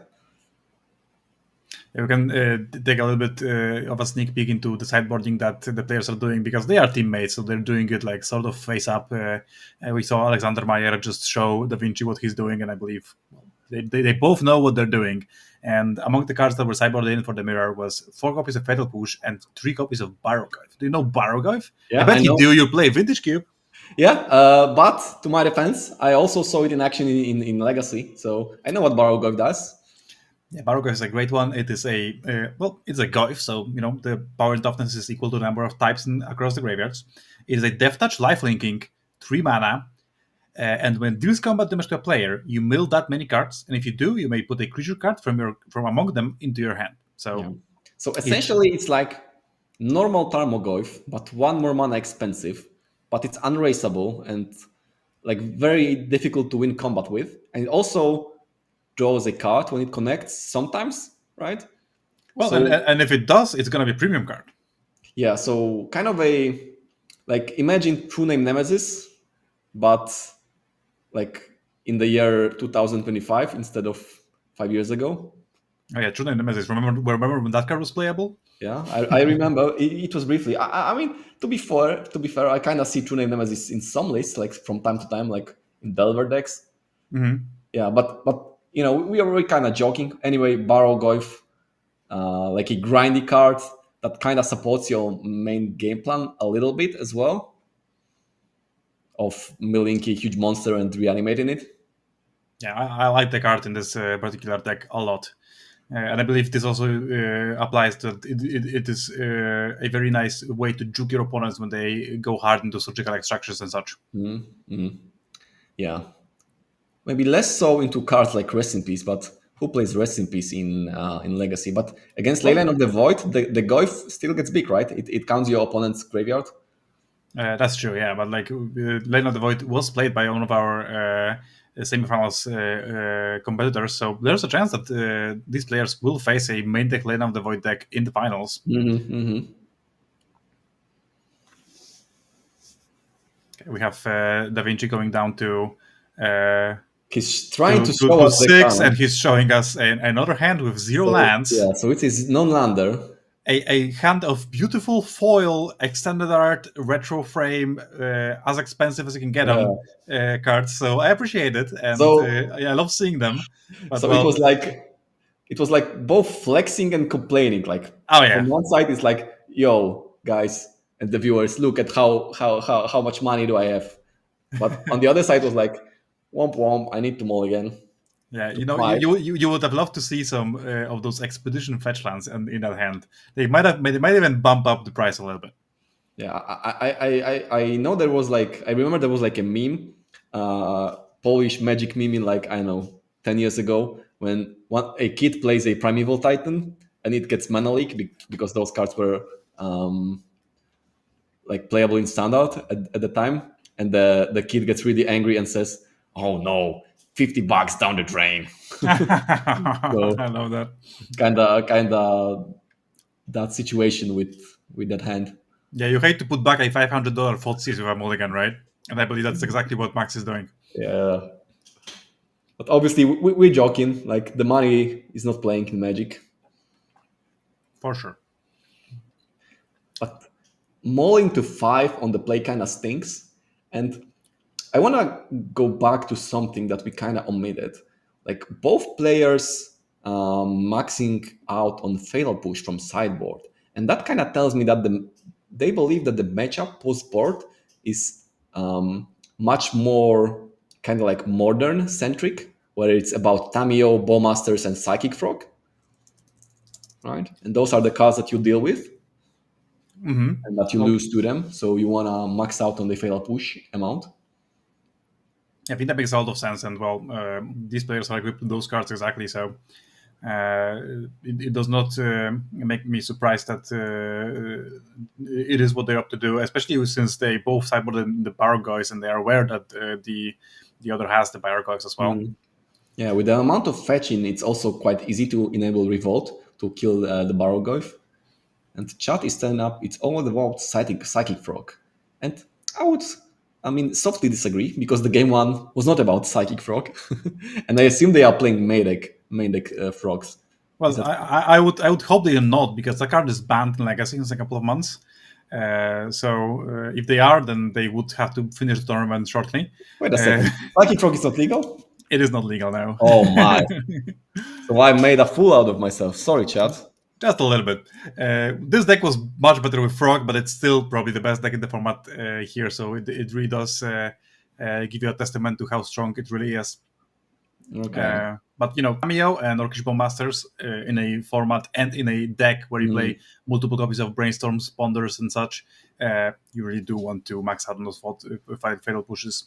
I actually am sort of surprised to not see any copies in the main deck, but you did highlight during one of our previous matches that a lot of the decks you're going to be facing, you do not want push against. So if you just want to play against Reanimator, you'd probably main deck some pushes. But if you want to play against some other decks, and you will, especially in a local tournament, you should probably not main deck those cards. Yeah. So like, what sometimes happens in the context of cards is like for example, Force of Will is kind of like Burst Lightning in Standard, in a way that it's kind of I don't want to say bad card, right? But it's not the best ever, like outside of few spots. But it's the card with biggest amount of flexibility on it. And Yeah, while it's better, like let's say your opponent plays, I don't know, Dragon Rage's Channeler, you'd much rather Fatal Push it than Force of Will it. But Force of Will gets everything, and Fatal Push only gets some stuff. So, but in the meantime, while I'm yapping, we see some counter roll being performed here. Yeah, there was a Orcish Bowmasters cast on Alexander Meyer's end step, and that was met with a Orcish Bowmasters of Meyer's own, attempting to shoot down the remaining copies of from Penskoffer, but it was met by a Daze, and that was met by a Daze back. So Penskoffer went down land. Well, unfortunately, it was a surveillance, so now he cannot deploy on another threat in like Tamio or another Bowmasters. Whereas Alexander has all his mana back up again because it was untapped Underground Sea. And we have an animate dead targeting the Orcish Bowmasters here, with now 2 copies on the battlefield. One of them is a no-one, so not much attacking is going to be happening with these Orcish Bowmasters, but you do not want to be Penskoffer if you have some Brainstorms in hand. Yeah, that's what I was about to say. Like in Modern, you don't care that much about Bowmasters, but here with the amount of cantrips your deck plays, like Bowmaster is a serious stacks piece. It's not all about combat. It's all about like stacks in your cantrips and your Brainstorms. And as you see, there's a Ponder. Imagine if Max would play a Brainstorm him, which would probably be one of the best cards that he can get away from this losing board state with, right? To fix his hand up. But if he played it, I believe he would be almost dead on board. He would take 6 damage and then face 9 power, so he would be at 1 if that happened. So we definitely don't want to start off on that. He does have a copy of Fatal Push. Wait a second. How I recounted this? He takes 6, right? And there's 6 more power, right? So he takes 6, go down to 8, and then there's 9 power. So he's at -1. He takes 6 down to 10, and then he takes 9 from the sorry, I was looking at Alexander's life total. My bad. Yeah. He's at 16. Okay, yeah. Kind of odd with the top and bottom life totals. So Penskoffer opts to not cast the Ponder here. I believe he does have a copy of Orcish Bowmasters, maybe ready to shoot down one of those Bowmasters of Adams of Alexander's, and here's a Orcish. Here's a Present Borrower, probably targeting his own Orcish Bowmasters. That's a neat interaction. Oh, yeah. It does get countered by this Force of Will, though. I think what might have happened is Alexander attacked. Penskoffer said, "Okay, I take 2." Then Alexander says, "Okay, you go." And then end step, bounce my own Bowmaster, which was forced. Exactly. I believe that was what was happening. A reanimate of the top for Penskoffer. Not many good targets in the graveyard, though. I mean, the Bowmaster is kind of a decent target, assuming I see. I missed that the Bowmaster was just killed by Fatal Push on the end step. Yeah. So now you're not ahead, but you're kind of even in this at this spot. That's a very, very neat little Bowmaster dance. I believe a lot of the games in Legacy do come down to that. Mhm. Both players having Bowmasters. I would get confused which cards should go where. They're throwing Bowmasters across the table to the graveyard of the opposing player here, left and right. But well, I believe now we're all set. Yeah. So this is something that happens in Legacy sometimes, where like the cards in Legacy are very cheap, so you get to spend your resources. So you get to spend a lot of your resources very like in a small burst sometimes, and then the game is kind of revolving about whoever has the least pathetic monster on the battlefield, or the Yeah, small edge. yeah. And Because of the cards like Force of Will that put you to like a small game. It really does come down to like a top deck war very very quickly in Legacy. Sometimes you see sometimes like a tournament play being forced back, being dazed, and now nobody has no cards, and well, we're kind of playing a very weird limited game where nobody really is casting anything, Mhm. and like this 2/2 orc army might just be enough to end the game on the spot in a game like this. Yeah, so what happened was um, Alexander attacks with his token, then Penskoffer just plays his like another Bowmaster, and that Bowmaster probably shoots face. Then Alexander pushes the Bowmaster, and now there's the option for the trade. So if the players are pausing, I kind of predict, okay, no blocks. Yeah, so now it's a very very interesting question. Do you block here? Because like you kind of have to assume that one player has a better chance here, and well, it kind of depends on whatever you draw, if you should Mhm. block or not. Well, here he drew another reanimate for another Bowmasters, so now he's winning on the board. He has a 3/3 token. He can potentially fight the 2/2 token in combat, or even go in the offensive. Petkofer opts to attack Meyer down to 7, and as of right now, he's winning the clock war on the board. Mhm. And here he's a Tamio and a passing of the Camille turn. pass, yeah. So now, like the interesting bit about this game is that while the Bowmaster, like the size of the creatures that participate in combat is not like the most impressive one, but the thing that I mentioned just a while ago, with the Bowmaster being like a stacks piece.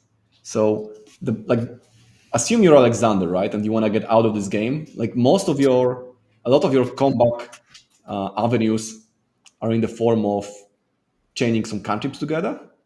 Like assuming the one card that he hasn't played for a while is a dead card, so you'd want to draw a brainstorm into some action. But with the Well, Bowmaster on the battlefield, the one remaining great top deck you can have is the Barrogoyf, and it just happened. yeah. How does a Barrogoyf sound for a comeback mechanism? Hmm. Well, I was about to say, as you were talking us through the current situation on the board, that if you're a legacy player, drawing a ponder off the top is what you love to see, and what you hate to see as a opponent of the ponder player is keep all three on top and draw. And here, Penskoffer saw a Tamio and a Brainstorm, so he obviously wanted both of those. But well, with Meyer reaping a smoking hot Goif off the top, well, that's going to be difficult to beat for Penskoffer. He does start off with a Tamio attack to make a clue, and then a Brainstorm to flip her and, well, hopefully find an answer to the Barrogoy. But I see that he just has a Reanimate in hand right now. Not sure what the targets are right now. There's probably a Bowmasters from this old Bowmaster war. But, well, the Bowmaster, not quite what you want to reanimate right now, I think. Yeah, so with being ahead on the Bowmaster race, Penskoffer's plan was to just race, attack with the bigger token a bunch, and win through that. But with the Barrogoyf lifelink rip, I think that's out of the window, and he needs to figure out the alternative. He played the brainstorm of the top. He flipped it his Tamio. He has 2 mana up and a clue token and a Tamio activation already performed. So what? So the race plan, I think, is no longer possible. So you kind of need a way to kill the Goyf and then kind of grind your way through the game again. He So he goes for draws. the main phase crack of the clue to find the fetch land he Mhm, just put back on top. So he has a mhm. perfect brainstorm essentially here. So he's gonna be getting a fresh card at the top, but this Barrow will probably demand the champ block from one of the either the army or the Orcish Bowmasters. And it will put Alexander Meyer all the way up to I don't know how much even life total. There's a dice on 6 and on 5 next to this Bargoy, but I don't believe it is an 11 No, power no, no. I creature. think it's 5/6. I think Oh, 5/6. I yeah. see. I see. Well, going up to 9 is well comfortable enough. Well, interesting. We see no Tamio attack It is from somewhat odd, I believe, but maybe Alexander. he. Perhaps playing around the mid combat crack, fetch, push, Goif, attack you for little on the backswing. That is definitely a play that was available to Penskoffer. He did not actually have it. He just has a reanimate in hand. But well, Alexander Meyer does not know that, and he would not want to be exposed to a little attack if he goes all out and well gets his Baragov pushed, and perhaps the Tamiyo is better left for blocking. Yeah, now we see an upkeep, crack the fetch to shuffle the card from the brainstorm to pick up the fatal push. Revolt is enabled. Yeah, because he did an upkeep. That's a neat technical play that Penskoffer made perfectly here. But however, he was, I don't know if he was, if I can say that he was punished, but the draw for the turn was Underground Sea. So not the best draw, but now he steals the Paraglyph. Yeah, it's a reanimate that he had left over from the last turn's brainstorm, right? And he Hmm. just goes for reanimate and Bargov, and now he is the one with Bargov. How the turntables and Yeah, but he's super low on life as well, right? So if the if Alexander can draw a removal spell, which I don't think is, well, it is possible, right? Because he attacks with Tamio, he cracks the clue, gets the revolt, pushes the Baragov, and he wins, right? yeah, there's That's also Brazen Borrowers. He can have a fetch land, can enable mhm, Revolt. There's plenty mhm. of ways to go about this, but as of right now, it's pretty difficult to do it. And also, if you are Meyer, it's pretty difficult to attack with your Orc army and your Orc into the Barrow even if Yeah. you were to draw with the Tamio clue, and it would be a an actual fatal push. Oh, yeah, that's something I haven't thought of. That is a Yeah. drill I would not like to endure, let me tell you. Mhm. And Alexander agrees. He only attacks with Tamio, gets the clue, plays a fetch, cracks the clue, draws a card. He has 3 cards in his hand, one of them being Bowmaster. He plays the Bowmaster's main phase to try to deal with the Tamio, as it is on one right now, the Mhm. Planeswalker. Mhm. He does walk into days, but thankfully it was not Penskover's last card. Thankfully for Meyer fans. Yeah. Well, a fresh card to the top is a Brazen Borrower. Not sure how relevant is that going to be for Max. It would be great for Meyer. I do not believe any of the cards currently on the battlefield are owned by Max. I believe they are all Bowmasters that started the game in Alexander Meyer's deck. So no way to do the funky thing of bounce your own bounce your Bowmasters to my own hand. Okay, so now we see the attack with Barrow Golf and a champ block from a Bowmaster. He goes up to 8, but now faces 5 power. That's interesting. I think. Hmm. Ooh, singing the stupor of the top for Alexander Meyer. Oh my. That is huge. Tell me, why is it huge? I mean, Because this Barrow is not of Max Penkoffers. It started the game in Meyer's deck, and well, singing the stupor returns this permanent to its owner's hand.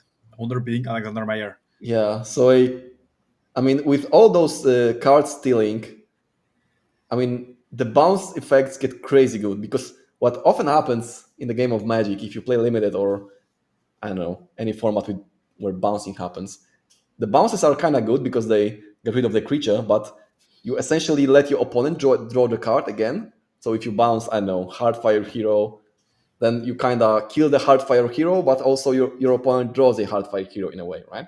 But Yep. here, in some scenarios, if you bounce your creature, if you bounce a creature that was stolen from you, it was stolen through the means of reanimate earlier in this game, then you are the one that draws the creature. Yeah, it's like a divination. Yeah. Bounce draw. Well, gimme. It's actually a kill spell, just a kill spell that draws. Mhm. Yeah, awesome. And we here see an attempt at Brazen Borrower on the Orc army to not lose the very fast race, and it is met with a Force of Will coming down from Meyer, and off the top is a Brainstorm. What a nail Yeah. biter! But you This take game has three been from the incredible. orc, you're dead on the stack. Oh, oh yeah, you take 3 from the Orcish Bowmasters. No, well, I did mention before Alexander that wins. this is not what you want to be drawing when there's the Bowmasters on the battlefield. I Well, what mean, a back and forth game! yeah. I mean, if you're on the play and you mulligan to 5, I think that game was super impressive, right? Absolutely If incredible. you mold it to 5 on the play, I think like most of the time you just, I don't know, there's too few cards. Your opponent has 3 cards more than you in a format as fast as Legacy. That's unbeatable most of the time. And here we saw like a great fight being put up from Penskoffer. Oh, it was Very incredible. I impressive. believe this game showed us everything that you can think of that's deep about the legacy like Delver style decks. It was back and forth. It was Bowmasters here, Bowmasters there. One time we were looking at Meyer's board, we're like, okay, he's far ahead, and then Penskoffer draws like a ponder, and then all of a sudden turns out he's ahead. And then the Barrogoyf did Yeah. kind of the same thing. They found an answer to the Barrogoyf and I reanimate for the Barrogoyf. It was so back and forth, incredible game, very Yeah. well played by the players. I believe no real missteps coming from either of the players, Yeah. and just an incredible showing. Very well played and very impressive. I mean, I love to see games like that. Oh yeah, it was absolute magic. I am getting information that we are ready for the finals, so no break here, chat. Let's go without break. Yeah, let's go without break, and we will have finals up for you, chat, in a second. But as right now, maybe you can talk briefly about the prizes and what this tournament is here for. What does it qualify for? Yeah, so European Unity League is like kind of bringing back the old vibe of Planeswalker points. And what Planeswalker points used to do is that you would get some amount of Planeswalker points whenever you play any type of tournament, be it local, be it more on a kind of bigger stakes type of event. And then you rack up those points. And then at the end of the season, like some amount of players, let's say, I don't know, top 100 players. So the top 100 most active players who won a lot of, not only play a lot of Magic, but also won a lot of Magic, because you only get those points for victories. Uh, they can play a special tournament for everybody that was active in that season, right? And then European Unit League brings back that old way of playing, and it's great. You get to play in any type of event in Europe. You rack up some points, and then you get invited if you're in the top 80, I guess. I mean, it varies per country, but in Poland, for example, it's top 80 players. And if you're in that lucky 80 players, you get to play in the nationals organized by Unity League. And if you make top 8 of those nationals, you get invited to this super big main event, European Unity League Championship, which is like, I know that it has 20k euros in prize pool, and based on the fact that it's so hard to qualify for that, you're playing a tournament with very sizable prize pool, but not only it's very sizable, but also it's like a small field, right? It's way easier to win.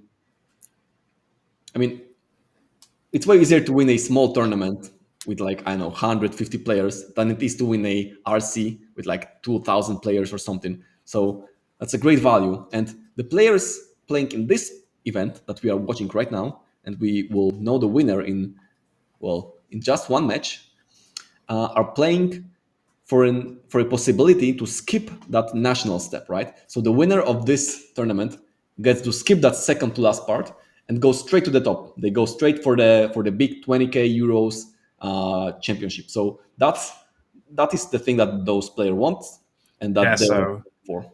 so we have the match for all the marbles, a direct invite to the European Magic Cup that is being held in Bologna at the start of next year, and we are ready for the finals. So let's, without further ado, let's jump into it.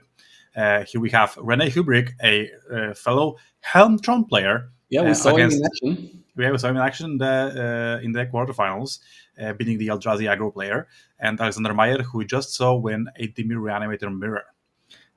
So yeah, Rene Hubrick is on the Leyline of the Void Helm Tron deck, which we enjoyed reading a lot of his lands in the previous rounds, and you even between our matches told me that you really enjoyed the interactions that were happening here with the commander lands. I think the Helm part is kind of misleading, right? I mean, is he even playing Helm of Obedience? I think he is, right? He's playing. He has one in the sideboard that is a Karn board. So you're completely right. Okay.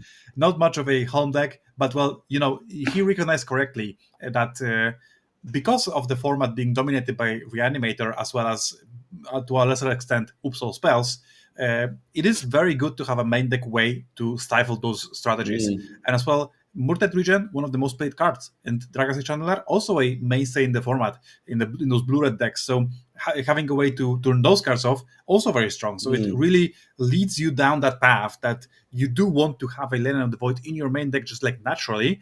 And when that is the case, you might as well just play a Helm in your current deck. Okay, I get it. So it's like he's playing a Tron deck with 4 Leyline of the Void main deck because it's good in the meta game, but also like as a bonus, you get to play the other part of the combo, but in your card board. So yep, exactly. So I believe that the Helm part is like a cherry on top to a just Tron deck that they opted to play Leyline of the Void in the main deck. Yeah. Let's see if he can have one in his main in his opening hand here. It appears that no, there's a keep on 6, and Alexander Meyer goes Scalding Tar and pass. So no Leyline, even though he would really love to have it in this particular matchup, because as we've seen, the Alexander is on Dimir Reanimator. We see the mythical Splinter Twin combo in his hand, which is Entomb into Untap Reanimate. Yep, that's a difficult one to fight through. Although, like, the Tron deck can go over the top of that pretty handily. Not sure if he can get through all the disruption that will be spawned through this Atraxa trigger, though. Yeah, I think, it can get on top of Atraxa easily, but not if it's on turn 2, right? And you're on the draw. Oh, yeah, it is what? a little bit too early. How much mana can he generate on the next turn? If he plays the Nexus land, he'll have 3 mana, and then, 1 or 2 Green Monolith. That 4 mana, 5 if he stretches too thin. How much can you do for 5 mana into a result Atraxa, right? Not much. So you can play the One Ring, but assuming that it will resolve through this Atraxa trigger that just grab the Daze and a Thoughtseize, well, it is a tall order. Rather small Atraxa Rather trigger. small. And also getting Wastelanded, yeah, not where you want to be as Rene Hubrick here. We have Urza's Workshop coming down. Not really also great if you have no artifacts and no other Urza's lands on the battlefield. So Atraxa coming in for 7 with lifelink, starting its 3-turn clock. And then Thoughtseize following up right after. And we see a hand that is rather unimpressive. No actual enablers, just a Tree Sphere, a Grim Monolith, the One Ring, and I believe it is the Eldrazi Confluence. Another card, the Great Creator as well. Oh, he reads the card. We got a reader. What's the middle part? What's the middle part between a Sphere and the One Ring? What's the middle part? I believe it is a Grim Monolith. Grim. Okay, Grim. I know I see it. Okay. Yeah. We have a reader. We already read the card. We know exactly what Eldrazi Confluence does. And well, the Grim Monolith, I believe, is a very easy one to snag here because, well, it is the only castable card from Rene's hand. And another Thoughtseize follows up and takes the Eldrazi Confluence, probably the best way to get back to the game. Yeah, so Alexander being super ahead in this game, and Rene agrees. And Rene just backs it up. Yeah. There was like some sort of a chance if Rene just rips like two lands of the top and goes for a Eldrazi Confluence, potentially with some mana left over, and goes three modes to give -9 +9 -9 to Atraxa. Just to kill But well, Atraxa, yeah. I wouldn't expect that to resolve, even if it did happen. But well, Rene did not want to endure this game any longer. I turn to Yes. Atraxa, exactly what you want to be doing as this Reanimator deck. Yeah, so what we've seen was a super one-sided game with Alexander keeping a possibly the best possible hand he can have with like Entomb, Reanimate, Wasteland, Thoughtseize, right? That's like the best possible curve. On the play, into quite a mediocre start for Rene with like, did he have the Nexus in He his did hand? not. Okay. No, he So kept a his mediocre plan was six, I to play believe. land into land Grim into untap on your third turn and hope to resolve a warning, right? So that's not the most, that's not the like best thing he can do from his deck, right? So we saw Oh, a we saw much more impressive yeah, results from on turn two from Rene in so his we previous saw match. So a best possible hand into like uh least keepable. I mean, how to say it, like least powerful keepable hand, I guess you can oh call it yeah, that, and and not really paying up. yeah, not sure if you're sneaking a peek here to whatever's happening on screen, but I believe Alexander Meyer has just taken out, I believe, like 12 cards. The entire package of Reanimate, Animate Dead, Entomb, Atraxa, and Arcan are out. So that is 11 cards being sideboarded out. The entire graveyard package against the Lena of the Void deck out. So that's a very strong sideboarding strategy here. I do not believe Rene will sideboard out his Lane and the Void, although maybe if you see that your opponent is sideboarding out 12 cards, you might suspect that something is up. But Yeah. then again, he might just be putting the 12 cards in just to take them out and bluff that he is taking out the package. And as far as the sideboarding goes, I believe Alexander has sideboarded the Consigned to Memories. He has two Consigned to Yeah, Memories, for even though sure. the format is not quite as dominated by Eldrazi as it is in Modern. There's also two copies of Harbinger of Disease, pretty good against non-basic land Oh yeah. combo. And there is a Harbinger of Disease in his hand right now. Not sure if the rest of the hand is very nice, but it appears so because there's a keep and a Lane of the Void, Planar Nexus, Expedition Map go. That's a pretty strong opening hand from Rene. And I spy an Urza's Tower. Oh my. So your question was immediately answered whether Rene decides to get rid of the ley lines, kind of anticipating that Alexander is sidestepping all the graveyard hate by removing all of his graveyard centric cards. Uh, so I think like Alexander kind of feels like he's gotten away with something with game one with the main deck ley lines, and you keep you risky keep your graveyard plan, and your opponent just keeps without the ley line, and you run away with the game because of it. I guess he stood some ground in game one, even if the ley line was present with like the wasteland and double Thoughtseize. Anyway, now we see a much better start from Rene as opposed to game one, with 3 mana being available to him on, well, even 4 mana on turn two, playing a Trini Spear, which promptly eats a Force of Negation pitching Tamio. Exactly. Well, I believe the Thoughtseize took the spell that was not being really well counteracted by the Force of Negation, because had Rene just cast it on Alexander's turn, he would not have 3 mana to hardcast the Force of Negation. So he just took the spell that he knows he can force. And here we see a Harbinger of the Seas coming down. Now, with the recent update to the rules, no longer kills the Urza Saga, but this does still turn off all its abilities, so it is just merely a land that taps for colorless right now.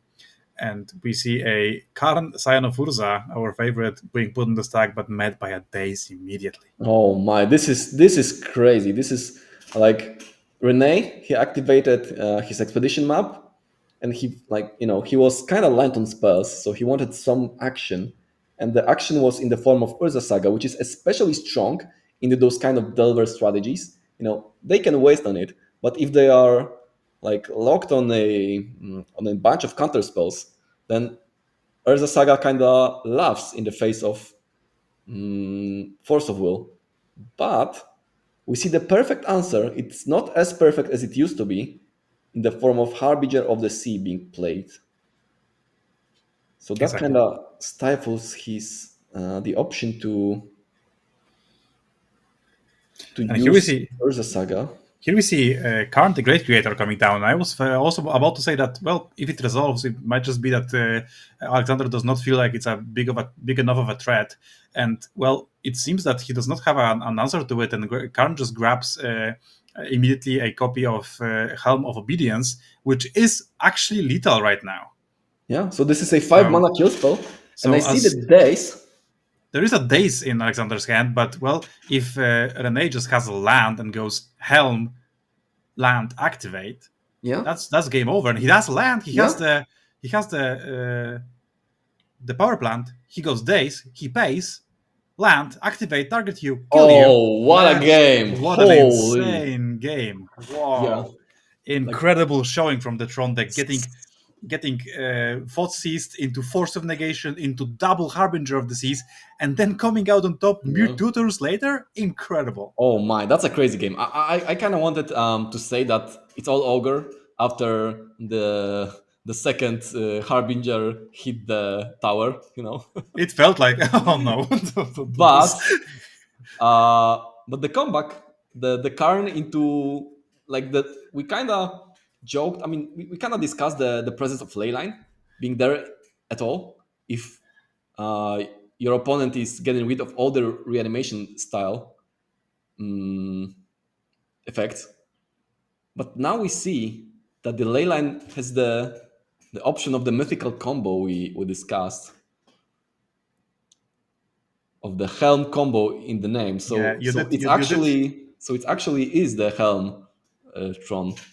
Yeah, you did mention that you believe that it's not that big of a deal in this deck, and well, here we see Yeah, it being a major player, and here we see also a pretty decent tournament strategy from Alexander Mayer. I wonder what you think about this, but he did take out 12 cards in game one, between game one and game two, and for game three, he just took the 12 cards, shuffled it into his deck, and then they took them out straight away.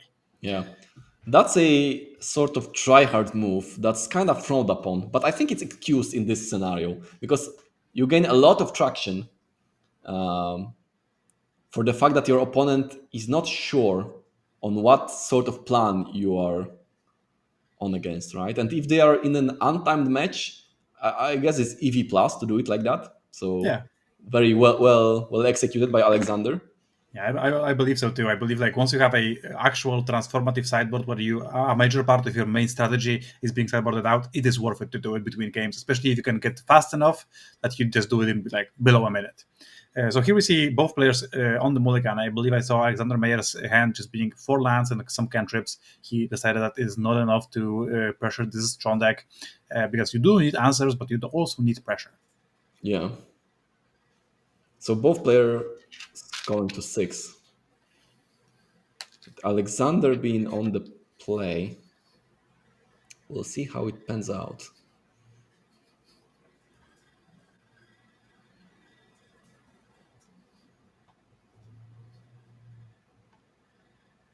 Whoa, I saw a null rod there. There's a Nora, nice. Notably, Renee's deck not quite as reliant on artifacts as you might think, as like most of his mana comes from his lands. But well, the Null Rod will work against Helm and against Grim Monolith, as well as the One Ring, of course. Yeah, most notably, I think like I probably think that Alexander is bringing in the null rod only on the play, based on the fact that it can snag the expedition map before it ever gets the chance to get activated. Might Right? be the case, yes. There is only one expedition map in Renee's deck, so Oh, uh, okay. not that Probably not relevant, that. but Yeah, but probably still a decent card in the matchup. Renee yeah. going down to 5, you hate to see it. Alexander Meyer content with his 6. Hmm. Well, you do not like to go down to 5 in your Leyline Void deck. If you do find a good hand with the Leyline and you decide to put it into play, you are left with just 4 cards. There, yeah. I mean, the ley line was super relevant in game two, even though it was like not really relevant in the graveyard. And we see the ley line. There's a ley line. I wonder if he puts it back. Sort of in anticipation that Alexander Mayer's deck may actually not contain the card Reanimate anymore. Yeah, I think Rene might be aware of the fact that. Oh no, I'm mulligan to 4. You hate Oh to see it this way. I was about to say that he might be aware of the fact that there is no graveyard combination on Alexander's side, but he might not care anyway and just have the ley line for the combo that happened in second game. Yeah. So I have this like small anecdote about mulligans when you go to a tournament and you're playing like modern. Let's say you're 5 years back and your opponent goes mulligan to 6. I'm like, oh well, mulligan to 5. No, I wish he didn't. We had a nice game going, and the opponent goes to 4, and you're like, fuck Tron players. it's Tron every time. And here a Tron deck is going to 4. So if any deck can get out of this from 4, it is Tron. Oh my! But a Thoughtseize. A Thoughtseize on 4, brutal. We have an Urza's Saga, Urza's Power Plant, a One Ring, and a Kozilek's Command. Not the best of hands. It's a 4, but not even a good 4. It is not really great. It is serviceable. There's probably draws that allow you to cast turn 3 One Ring. Like a Planar Nexus will do that for you. Yeah. So if you were to sculpt any 4 cards, it would probably be that Planar Nexus, Urza's Tower, and double One Ring to insulate yourself against Thoughtseize. That would probably be it, and it's also an incredible idea to have that type of hand. Yeah. I think he was looking for it, was not able to find it, and just settled for a hand that can do something, I guess. I believe Rene drew a Masticore, an Argentum Masticore, coming in from the sideboard. Not quite what you want to do if you're stuck on 2 lands. Oh, yeah. Still, a Planar Next at the top will allow him to cast the One Ring, which is, of course, a great way to come back from a mulligan to 4, assuming it will result, which is not that likely, but, well, I've seen weirder things. A Surgical Extraction hitting the graveyard, that's an interesting one coming in the matchup. I guess if you have 12 cards to sideboard out, you can find space for a Surgical Extraction. And, well, you know what Surgical Extraction is good against? Cards, and your opponents always have cards. I mean, I wouldn't say that Surgical is good into cards. I would say that it's kind of mediocre into cards. What I would say Surgical is good with is Thoughtseize, right? So if let's say that Rene had that dream hand that I just described of land, One Ring. What you could do is Thoughtseize the One Ring and then Surgical the One Ring, right? So then I think if you are... Well, 4 Thoughtseize is not the biggest amount of discard effects, but I guess with all the cantrips you have like a bit more than that on all actuality.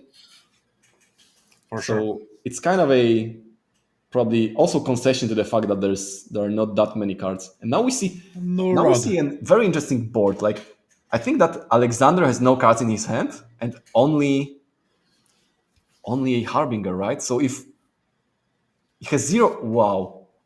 But the One Ring is locked.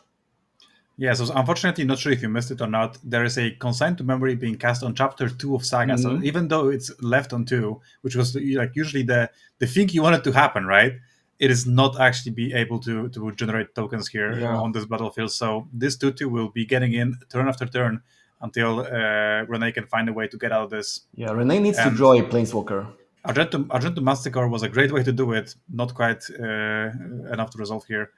Getting it for 2, drawing a card for turn, never really getting anywhere. Oh my, I see the ley line there. Oh my, that's so bad. You hate to draw a ley line after your opening hand. Also, notably, Alexander Meyer is locked out of black. Yeah, not sure how many black cards he has already drawn. But you see Manifold Key. Manifold Key, not great against No Rub. Also, not to be mistaken with Manifold Mouse, which, if it was castable, would be way better here. Oh, for sure. Just raise them. Oh my, the Nullrat is doing wonders. The one-off, fun-off from the sideboard. Well, that's why you draw him, right? Yeah. That's why you play him, to draw him. Oh, is that a dismember? No. I thought I saw dismember, but I guess this was just a grim monolith. Yeah, but the problem is that Alexander was having no cards in his hand, but now he has like, I don't know, 4? And he can hardcast the Force of Will. Yep. I believe that Renee's days are counted, and Yeah. probably not really way to get back to this match. He does feel a little bit. Oh, here's a Well, card. You just mentioned that maybe yeah, his a outs were planeswalker. planeswalkers. Yeah, 5 mana for a Force of Will, most expensive counter spell you've ever seen. Good enough here. I don't think he's playing Boseiju, chat. I think there's no green mana on the battlefield, so dismembering to Boseiju not really. Okay, but now we see a protection spell. Argentum Masticore would be absolutely fantastic here, Oh, and it already was put on the stack once, so so now it this did is the big eat one, a the last counter. turn. And we Another still ring. have one ring. Double Two days. days. Is this it? Yeah, It we is have the it. champion. Wow. Wow. Well, you hate to see it this way, but well, congrats to Alexander Meyer getting it through, qualifying straight to the European Unity League European Magic Cup. You see some of his teammates already coming in to hug him and congratulate him. Yeah. Very well executed, just the right sideboard cards at the right time with Harbinger of the Seas, as well as some counter spells backed up by a null rod. It closed the door very swiftly. Yeah, so very one-sided game one with the Atraxa. Oh yeah, Very, how would say, comeback type of game two, right? When the Rene for sure. was with his backs against the wall, he manages to stitch together Karn into kills into Helm of Obedience kill, and then very disappointing game three with a mulligan to 5, kind of not being able to stitch together anything. Also being kind of the game being broken in half by Nullrot, right? That card Oh yeah. just carried, right? He Alexander needs to frame that That Nullrot. no red. Oh Yeah, yeah, for sure. Well, yeah, we did kind of see 3 somewhat one-sided games. One of them was a nice comeback. 2 of them were just an incredible showing of why the reanimator deck is so strong, shifting the game plan so hard from a hardcore reanimator deck, just sideboarding out 11 cards, the entire reanimator package, to play a whole different style of gameplay during the post-board games. Incredible stuff. Very well played by Alexander Meyer. It shows that he came prepared even to see Lion of the Void in the main deck or in the sideboard of different decks, and well, he got rewarded for it with a direct invite to the European Magic Cup, as well as some cash and a ATP playmat, I believe. yeah. I think that kind of match was a showcase of how Legacy is kind of shaping itself. Like if every deck is playing, I mean, not every deck. Like let's say that this deck plays a lot of cantrip magic, right? So like brainstorm, ponder, those cards kind of thin your deck and allow for more selection. So you want to have your cards be as impactful as possible. So in this case, that one impactful card, or let's say 2 impactful cards, were the Null Rod, which stifled the One Ring, most importantly, and the Harbinger, which stifled the Urza Saga, right? And if you are playing so many of those cantrips, you will see those sideboard, those super powerful silver bullet kind of cards way more often in your postboard games, right? So we see For a sure. beautiful showcase of why the Delver. It wasn't Delver, right? But it's the kind of the archetype of cantrips with days and force of will into some stuff, right? And some decks have it like a Delver. This deck has a reanimation package, right? And we see beautifully displayed why this sort of strategy has been the most valid one in Legacy. Maybe not the most, but one of the most valid strategies in Legacy since forever, right? Since the format was ever created. For sure. You might think that he got very lucky drawing his one of Null Rod, but when you start your deck with 4 Brainstorm, 4 Ponder, you kind of expected to see some of those cards I more often mean, than not. let's be honest, he was kind of lucky, right? Yeah. Even, even Don't with we? even with 4 brainstorm and 4 ponder, I guess Don't we? you're Don't only that we? more likely to see Don't we all the need a little bit of luck to win a yeah. tournament? You need to be lucky to win. Yeah. All Also right. good, but Of course, Alexander played this very well. Congrats to Alexander for winning the tournament. Very well deserved. Incredible deck list, incredible deck, and wonderful play to the very end. Yeah, thank you everybody for tuning in. I enjoyed this tremendously. Thank you so much, Olsen, for joining me here.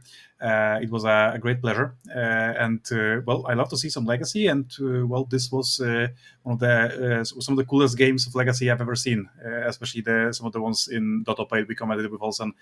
Absolutely incredible, great showing of Magic. So thank you everybody for tuning in. Do follow us here on Twitch so you are notified when we cover some more of those European Unity League qualifiers. It's like Also follow me on X if you want. That's my handle. Follow also on X, follow me on X, whatever you want to do. Thank you for tuning in. We hope to see you again for another qualifier in the future. It was a pleasure to be here. Thank you so much, guys. everyone. Thank you for watching. Bye-bye. See ya.